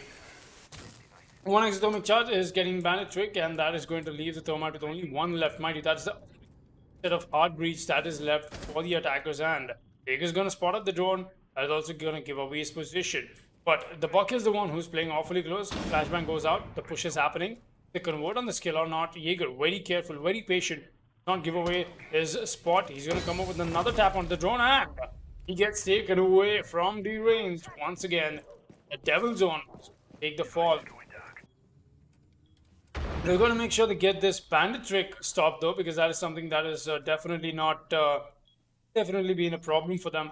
But still seeing the bandit hold this down. He's not got enough room to work with. There we go. A little bit of a possible pre-fire does come in from the bandit. Not what he's just watching that little angle. But the mute being used, the mute trick quite interestingly. I would, if I may, I mean, there's no such thing as a mute trick, but he has managed to bring out the mute charge this end. And that is obviously something that he'll have to worry about. But with Jimmy over here, he's gonna make sure that gonna get that reach done. Kenway is gonna find a frag, and Jimmy is here to get one out. Oh, he's gonna find two. The mute charge and the mute's head. The Thatcher will be claiming. Does he find more? He's gonna find the triple kill. Look at the frag frenzy from the Thatcher. The X71 is gonna find another. Does he find the quad kill? No, the turnaround comes in from the smart. That's a really nice kill, but be enough to stop Skybound Esports from taking round 4 as well. Fatty Wolf with the finisher kill. And now that I think about it, there's actually two fat people in the lobby. There's a fat Batman and there's a wolf that's fat, yeah. If I'm allowed to make those jokes. Well, that's certainly quite the insight right there, Foxy. Thank you very much for that. But 3-1 is the scoreline going into round 5. Very well done by Skybound Esports on a map like Clubhouse, which we have, of course. Pretty sure all of our viewers have memorized of what I'm going to say next. Clubhouse is a defender-saddened map. And getting three rounds in for yourself, denying a lead for the side of the defense going into role swap means a whole lot, because the defenders, when they go into attack, will be faced with a bit of a pickle. They will need to attack to get the lead back, and it doesn't look good for any team attacking on bandit, attacking on attack. Excuse me. Why did I say bandit? Poor guy, of course. But with that being said, we have a Mozzie in play from the side of Pluton. That's Kenway right there, doing a bit of counter intel and intel denial from the side of for the side of the defense against the attackers. And of course, Leox had the smoke. Man with the shotgun and SMG-11. That's pretty much the SAS loadout when it comes to defense right there. And Skybound in the meanwhile, very well done to them, but they do have a long ways to go in this game still. As another interesting fact, Skybound has also been in the qualifiers for quite a while now, as they've been trying. They've also been giving it their hardest. There's certainly no TRNA Valiants, that's for sure, but whether or not Season 4 will be their big break to get into the division stage remains to be seen. There's a lot of teams in the qualifiers this season that have been playing for quite a while now, and some of them will make it, many will not. After all, you're fighting for only a few spots in Division 3, and that's not, that's not a whole lot, given the number of teams that come into qualifiers every single season. With that being said, we're going to be seeing the side of Skybound Esports drone themselves in, and Vermeulen gets a ping for Mozzie's Pest, but he's not going to see anything just yet, so he's a little confused as to what just happened right there. He expects a pest to be on the kitchen door, maybe, but it could also be, but Deranged in the meanwhile is going to actually find the Devil Zone right there. That is a Jaeger off the board from the SMG-11 of the Sledge. The Deranged has been doing quite a lot of work for that matter. 7 kills so far in the game already, and we're just in round 5. The man has done quite a lot of work for his team, but he needs to do a little bit more, as there is now the Mozzie to be had inside of Central Stairs. He was in the hallway, he's pulled back down, he's trying to hold an angle, but the Sledge is hot on his heels. Deranged has got to find the head. Yes, he will. A double kill from the man onto Kenway. And once again, Pluton being put on the back foot solely of this one man, making some really good plays right there. Meanwhile, Hibana's going to be going for the breach, on towards the hatches. Looks like that is the church hatch right there, as Deranged will now be busying himself, making the vertical lens side down from the landing area, the hallway, and kitchen in towards site. He's going to be aided by the Buck, of course, Dr. Dang right there. Following up on the Sledge, beginning his job as Yama is below Arsenal, in deep Arsenal for that matter, trying to find where, trying to maybe kite trick the Hibana, but the hatches that have been opened are Stocks and Church. Not quite gone for the hatch on kitchen just yet. That might not even be the push from the side of Skybound this time around, which will of course mean that the defenders need to be redirected as more vertical lenses are being opened, as the range is already here on Central Stairs. He hears the shots being fired towards him from inside of the Arsenal door, but he's not going to go for the peek just yet. He's being careful right now, face checking everything, as Zama is going to go through and open up the wall inside the wall of basement church. The Legion hears that he's coming in for a peek, and he will find it. Fat Batman with the denial onto Vermeulen, as Deranged takes a lot of damage as well. He's going to be taken out by Yama, and it's suddenly a 3 versus 3 right now. Not looking too good for Skybound. They have been put on the back foot, but St. Jimmix is here to find the Oxard, take down one more defender. 3 versus 2 with the diffuser recovered. They've got to make this push happen. Looks like it is still a push on towards Church. Yes, it will. But the Legion will meet the Thatcher face to face and get that kill. Get the diffuser drop, and Fat Batman, what a play from him this round to deny the attackers. The Yama is in to take down the Hibana, and it's all down to the to Dr. Dang, the lone buck inside of Arsenal. He finds one. He's got to find the Legion who's hiding. Is he going to be able to get him? No, not quite. He's going to find the Legion, and he will still get the kill! Dr. Dang with the skeleton key and a goo mine in his shin is gonna find the clutch for his team, knows he doesn't have time for the plant, and will get the finisher for Skybound Esports, keeping them in the lead, not letting them lose momentum. And 4-1 is the scoreline going into round 6. Skybound extending their lead ever so farther. What a clutch coming in from the side of Dr. Dang here. The buck plays from our co-caster, in fact, now that I'm just sprinkling that information there by Dr. Dang. Some amazing plays. It looks like he's man of many talents, not just casting. He's good as a player as well. Really good display of skill indeed. Round 6 will be underway. That is before the side swap, and the attackers take is so much more advantage. That 4-1, and going into round 6, definitely not looking good for Pluton Esports. They have definitely pick up the pace, and they're going back downstairs once again. I wouldn't really blame them. You know, the way they've been playing out, it's not exactly been something that you want to work with. Jaeger and the Mozzie, excuse me, on the solo role. No support, not enough emphasis in terms of utility either. It's essentially just becoming just a frag chase. You know, you wouldn't really want to send out the two of the most influential operators in your team and your operator lineup to just happen to, you know, play on chances. That's not something you want to be doing. Pluton Esports, they have got the spirit. You know, they did start off this match very well. The first round that they've got themselves on board. Since then, it's been Skybound Esports show. But now, the reason I have to emphasize the fact that Pluton has got to pick up their stuff is the fact that they will be the ones who will be attacking. Clubhouse happens to be a very heavily defender favored map. If they're not able to pick up rounds on defense, they most probably won't be able to run the attack. That's just me speculating stuff. You know, I know there's been so many cases where attackers happen to win back and defenders don't have an advantage. It's just how the teams play, you know. But in the end, some things, the way they look on paper, might as well be the things that turn out to be turn out to be a practicality as well.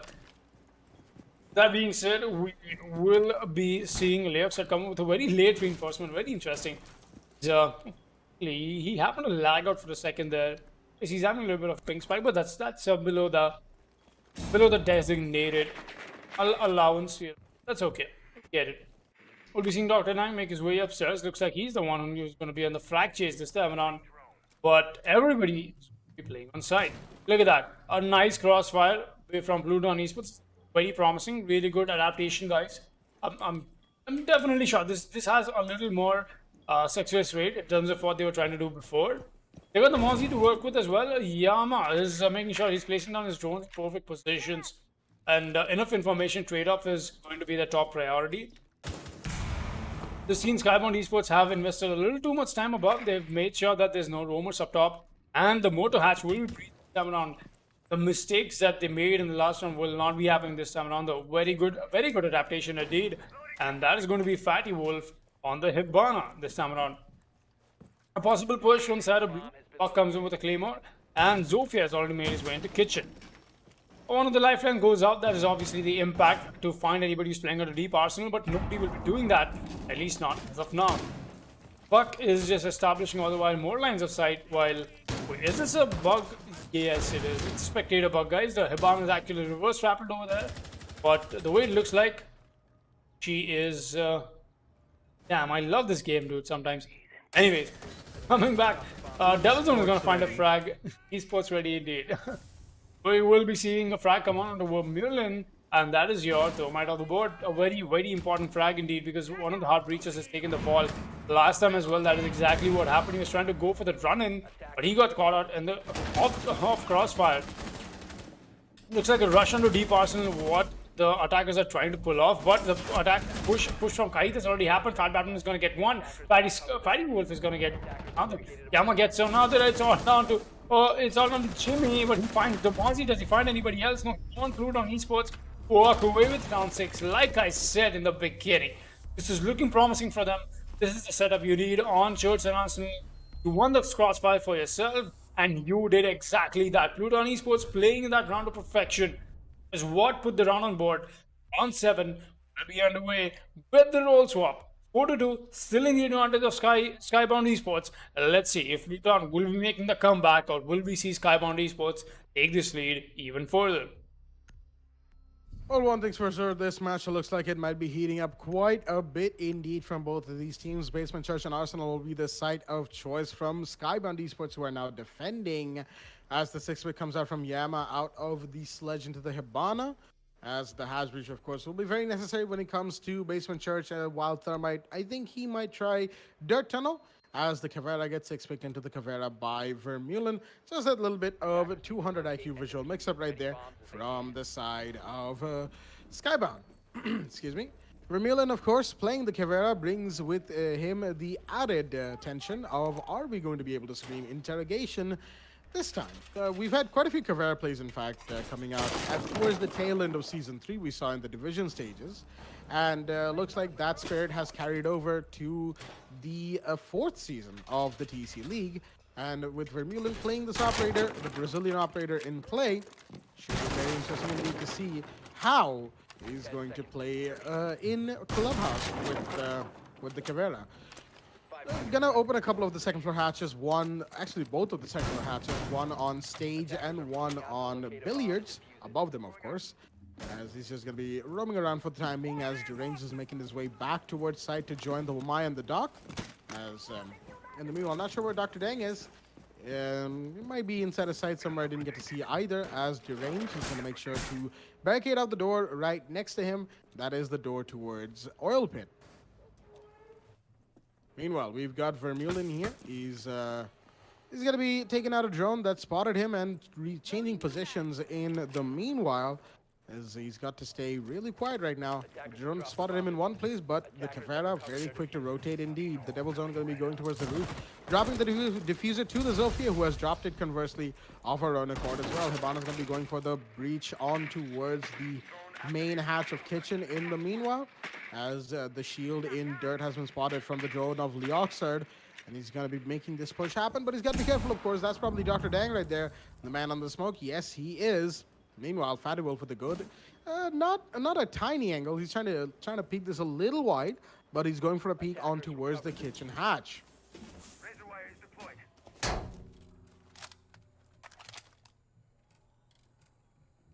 Right. Excuse me, I got a little distracted there for a second. But Dr. Dang still holding down inside of construction site, as a smoke does. He's got to be careful of the angle though, because his head could get exposed from a little bit of a weird angle that dirt tunnel has. You know, it's very up and down. It's very uneven, the ground. Ooh, the doc sees somebody, but Fatty Wolf will not be finding any kills for the time being. As in the meanwhile, Caveira still sitting inside of garage storage, not doing anything, not quite. Meanwhile, the Devil's Zone on the hunt for this Caveira.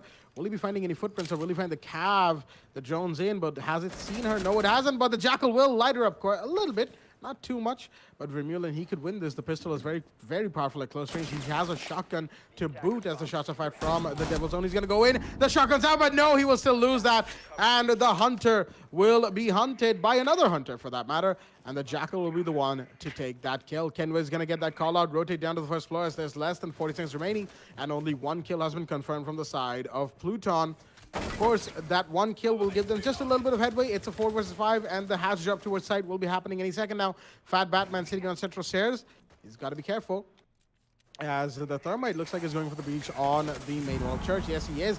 The Jackal is on the push towards blue as well. Kenway's going to find somebody. The Jackal gets taken out on the blue stairs, trying to catch some footprints, as St. Jimmix and Fatty Wolf are going to find a couple more as well. Kenway goes down as Yama's going for the plan. The flashbang's in for cover, but Yama goes down to Derange, and there's a peek coming in from the dock as well, as Fatty Wolf will finish things off, excuse me, on the side of Skybound Esports, giving it round 7 to the defending team. And that, ladies and gentlemen, is going to give them the lead to 5-2.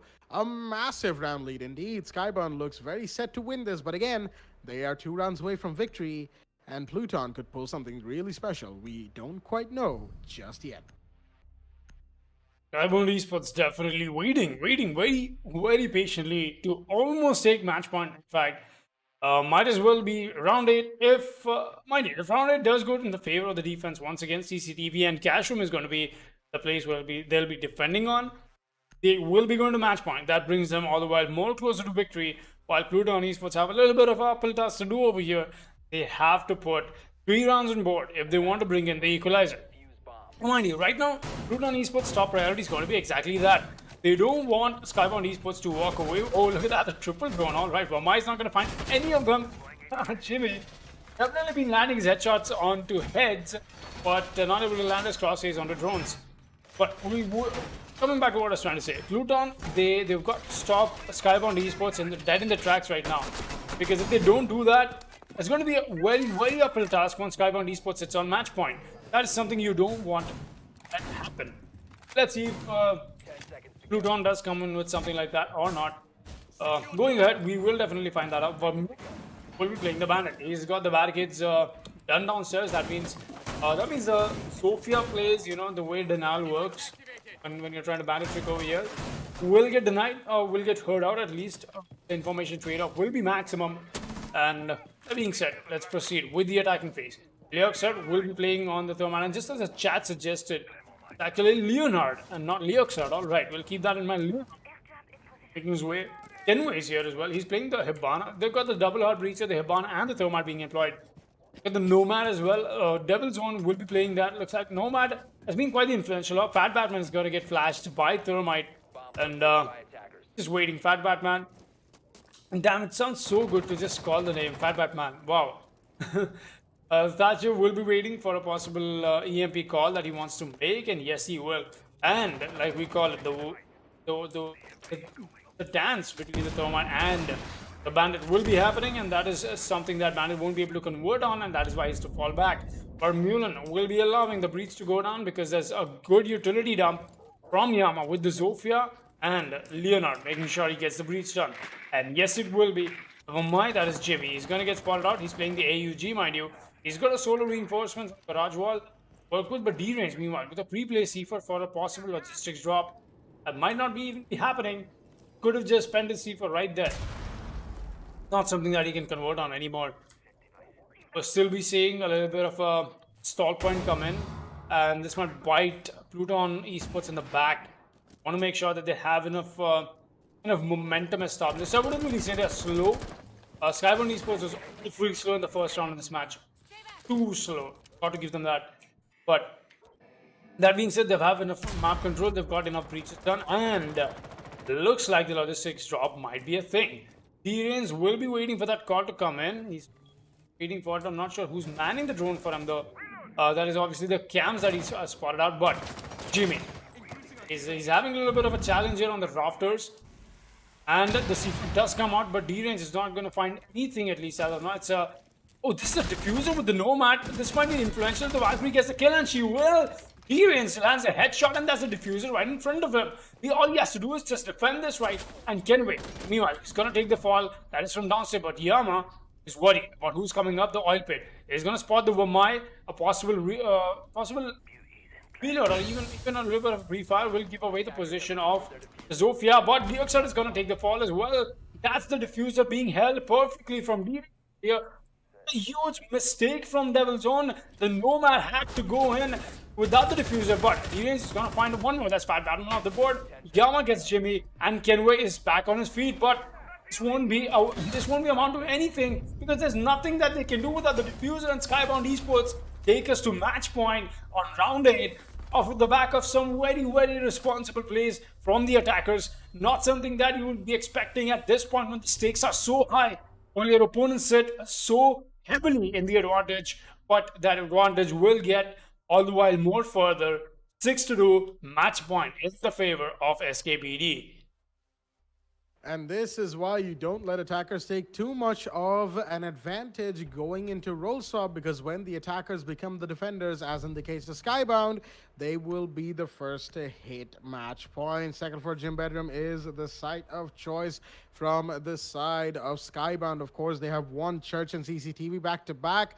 Very well played to them as the double 6 comes out, one from Deranged out of the Vigil into the Goyo, and one from the Devil Zone out of the IQ into the Hibana. Both of them are yet to confirm, but they will as the timer for the 6-pick phase runs out, and we are now into what may be the final round in the game. Maybe, I say, of course, with trepidation, because again, Pluton, reserving judgment, of course. The way they have played hasn't exactly been up to the mark, shall we say. Skybound has definitely outplayed them in many, many areas, and of course, that beautiful clutch from Dr. Dang on the buck a few rounds ago when they were on attacking.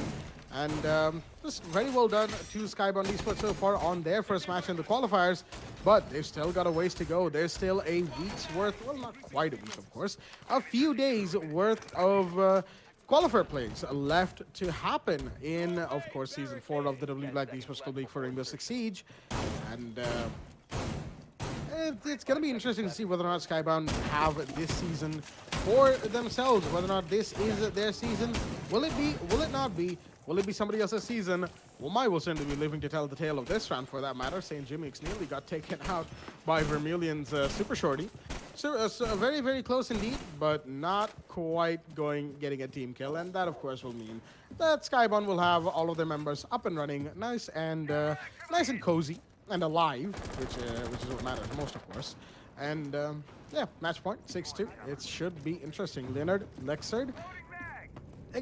Now that you said that the name's actually Leonard, not Lexard, even though he has the X in his name, now I'm confused. Is it Leoxard, Lexard? How do I call it? Because Lexard works if you think of it as Leonard, right?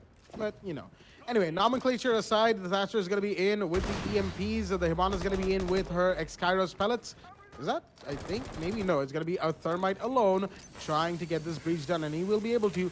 The sledge, that's Yama. He's here for support. As the Thermite's going to drop down right now for the time being, joining for his team to find where these defenders are sitting. The bathroom wall is, of course, open, and the mute will be spotted in there nice and quickly.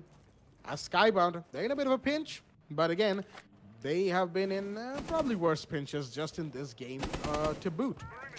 Vermilion's going to be taking out drones from the side of the CCTV push that may be happening. I don't think actually there's a CCTV push happening from the side of Pluton, as the flashbangs are going to be caught up by Wamai Magnets, and St. Jimmy will still be flashed for that matter. But there's the mute right here with the SMG-11 to make some plays for his team. The push, there's a triple four-man push from the side of Pluton here towards the bathroom hallway as, oh no, Dr. Dang wanted to go for a C4, but Lexard was there to take the kill as the sledge is in. He's probably preparing grenades. I may or may not know about that, but the Castleback hit will go down from the Zophia's lifelines, as that of course opens up another entry point, possible entry point from the side of the attackers. ADS is finding more utility from the side of the attackers right now as Fiery Wolf sitting inside of CCTV. He's got to make his way towards construction, my man, because the push is happening from the side of Pluton. They might be able to get a couple of quick kills as St. Jimmy's went for that peak, but he will not be finding anyone just yet. Shots are fired in his general direction. They know where he is. The sledge takes a bit of damage, but not as much as St. Jimmy. Deranged will, in the meanwhile, find one. That's Lexard out of the board. Yama takes down St. Jimmy in the meanwhile, as it is a 3 versus 4 right now. Oh no, Hibana trying to take out the default cam will be taken down, but the Goyo is refragged onto. It's a 2 versus 3 right now. Yama with the kill onto the Goyo. Fatty Wolf and Vermeulen so far off of sight, they need to make their way back in, staying on CCTV while the push was happening on towards the site. Wasn't exactly a great idea, but no, Vermeulen didn't see the planter, and the sledge will take the kill. It's now a post-plan situation, and the Jaeger will go down as well. Blowdown Esports with a great push in towards the side. It was a full 5-man rush through the main breach of the gym bedroom hallway. And unfortunately, Skybound caught unawares, looks like. Not enough of a intel trade-off from the side of the defenders who were inside being pushed, and definitely would have required the Jaeger and the Castle to come back in much, much sooner. But that didn't happen, of course. 6-3 is the scoreline. It is still match point for Skybound. Will they be able to secure this round? Boy, oh boy. Looks like neither of these teams are able to defend on gym bedroom. It's just been that trade-off. But we'll be going to 6-3, and it's still a good run coming in from the side of the attackers there. Really well played. A possible comeback is definitely in the books. Pluton Esports can still make this happen, like I said. 3 rounds on board, back-to-back, is something that they're expecting to make. Let's see if they're able to do that this time around. The site is going to be downstairs. Church and Arsenal be going to, and it does essentially come down to the fact that you've got to make sure you have enough time wastage, the utilities dumping and stuff. It's classic, it's standard. I've possibly seen more clubhouse in this league than I've played ranked matches in my life. Just kidding, I've played a little too much. 10 seconds left. Damn, now that I think about it, I've done nothing but Siege in the past few years. But 5 seconds left. a moment of reflection, a moment of realization. Coming back, we'll be seeing dealings, but the Vigil, the K1A, obviously very powerful as gun, and in the right hands, very good as well. Let's take a quick look at the scoreboard. Meanwhile, E-Ranged has a 14 frag frenzy that is made for himself. Jimmy following right back 7, Paddy Wolf on 6, Vermeulen on 4, Dr. Dang on 3. We'll be seeing the side of Pluton Esports. Yama, Fat Batman, Devil Zone, there'll be 7, 3, 4, 5. It's been essentially Yama's day today, but still. Oh, all right, Eden's going for this long run out. He's not going to find the sledge. Oh, he looks away at the wrong time, and he's going to whip his shots. The sledge comes alive, and he's going to find the frag, but only by the back of the 1 HP that he has left to work with. Dr. Dang will be on the roam, mind you. That is along with which it looks like they want to take these gunfights and possibly even win them. Let's see. A peek comes in from the Jaeger. He's gonna find the frag onto Kenway. That's your nomad off the board. A very important frag. Let's see if Dr. Dang off of the back of the. He's been playing support ops a little too much. You know, he did get spotted out. He's gonna fall back on side as the staging area. He might as well go for the long rotate, but he's gonna choose to stay back and hold this little angle. Trade-off information is going to be paramount, and the C4 a little ill-timed from the Valkyrie. I don't think she was expecting to do that, but Dr. Dang very strong. Carbine in hand, he's waiting to at the Thatcher peak. The Sawbreathe sword is giving away so much information. He's creeping up slowly. The Thatcher waiting in patience, and so is Dr. Dang. The Thatcher is going to look away. This might be very, very influential if he happens to look away at the right time, but he's going to peek this, and he's going to find the headshot. Look at that kill from the Jaeger. He gets raided right back, but he's done all the damage that he needed to. It's all down to Lex, Yama, and the Devil Zone. He's very low on HP, mind you. Even a little bit of even a goo mine that is not into play. The smoke canister from Villain will take him.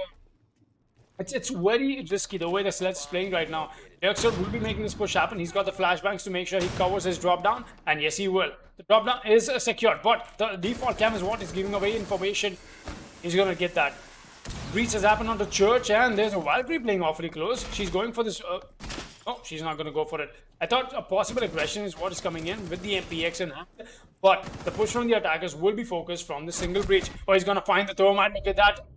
Trace will play by Fatty Gold, but the push from Hibana has already happened. Hibana gets that frag onto the Valkyrie. Meanwhile, Vermeulen takes on Devils. It's a 1 versus 2 that the Hibana has to clutch in. Vermeulen not exactly connecting that. Smoke Babe is gonna come up with another finally, but Yama now has got the plan down, but not for long as the frag comes in from Vamai. Jimmy gets it. This is indeed the game that Skybound Esports will be taking 7-3 Clubhouse. What a way to start off the qualifiers for Season 4 today. Both matches on Clubhouse and some amazing plays we got to see from Skybound, from Pluton, from Sage Elites, well as from Seven Sky Esports. That was the match, guys. DUN's taking the EP. Really well played indeed. Skybound Esports. What an amazing match that they've had today for themselves. Blackjack, any closing thoughts on this match? Well, the fact is well played to the range. 14 kills to the man at the end of the day. Very well done indeed. He fragged his brains out, so to speak, for Skybound Esports, and well played to Skybound, taking the map of Clubhouse 7-3. With that being said, we're going to be done with this first stream right here, as there is a schedule maintenance for Rainbow Six coming up in just a bit. So we'll be back with another stream later on at night, which will contain two more very exciting matches indeed.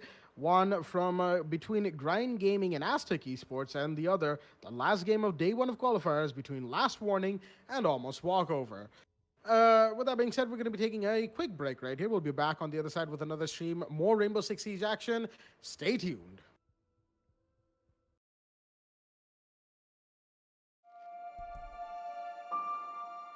The moment of creation is a form of magic, where an off becomes an on, a 0 becomes a 1, then another, and another, until, deep in the complexity, you discover order, speed, reliability, power. Experience the WD Black NVMe SSD.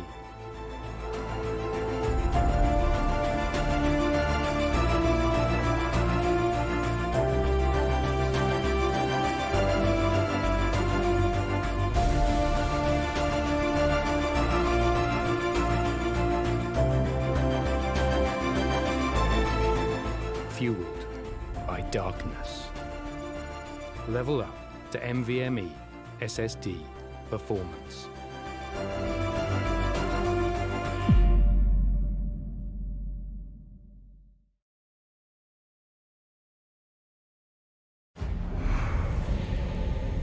Numerous forces aimed at the Earth.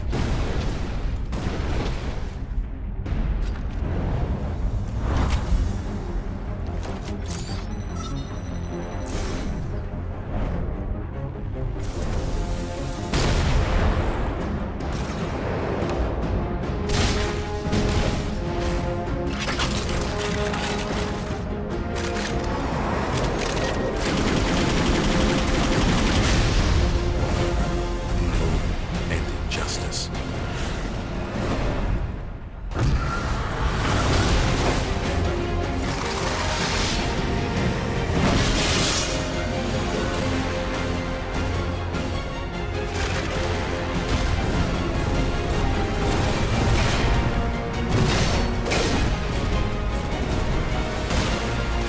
Let the glorious battle begin.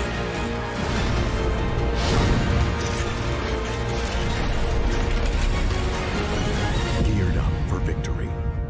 LG Ultragear Gaming Monitor.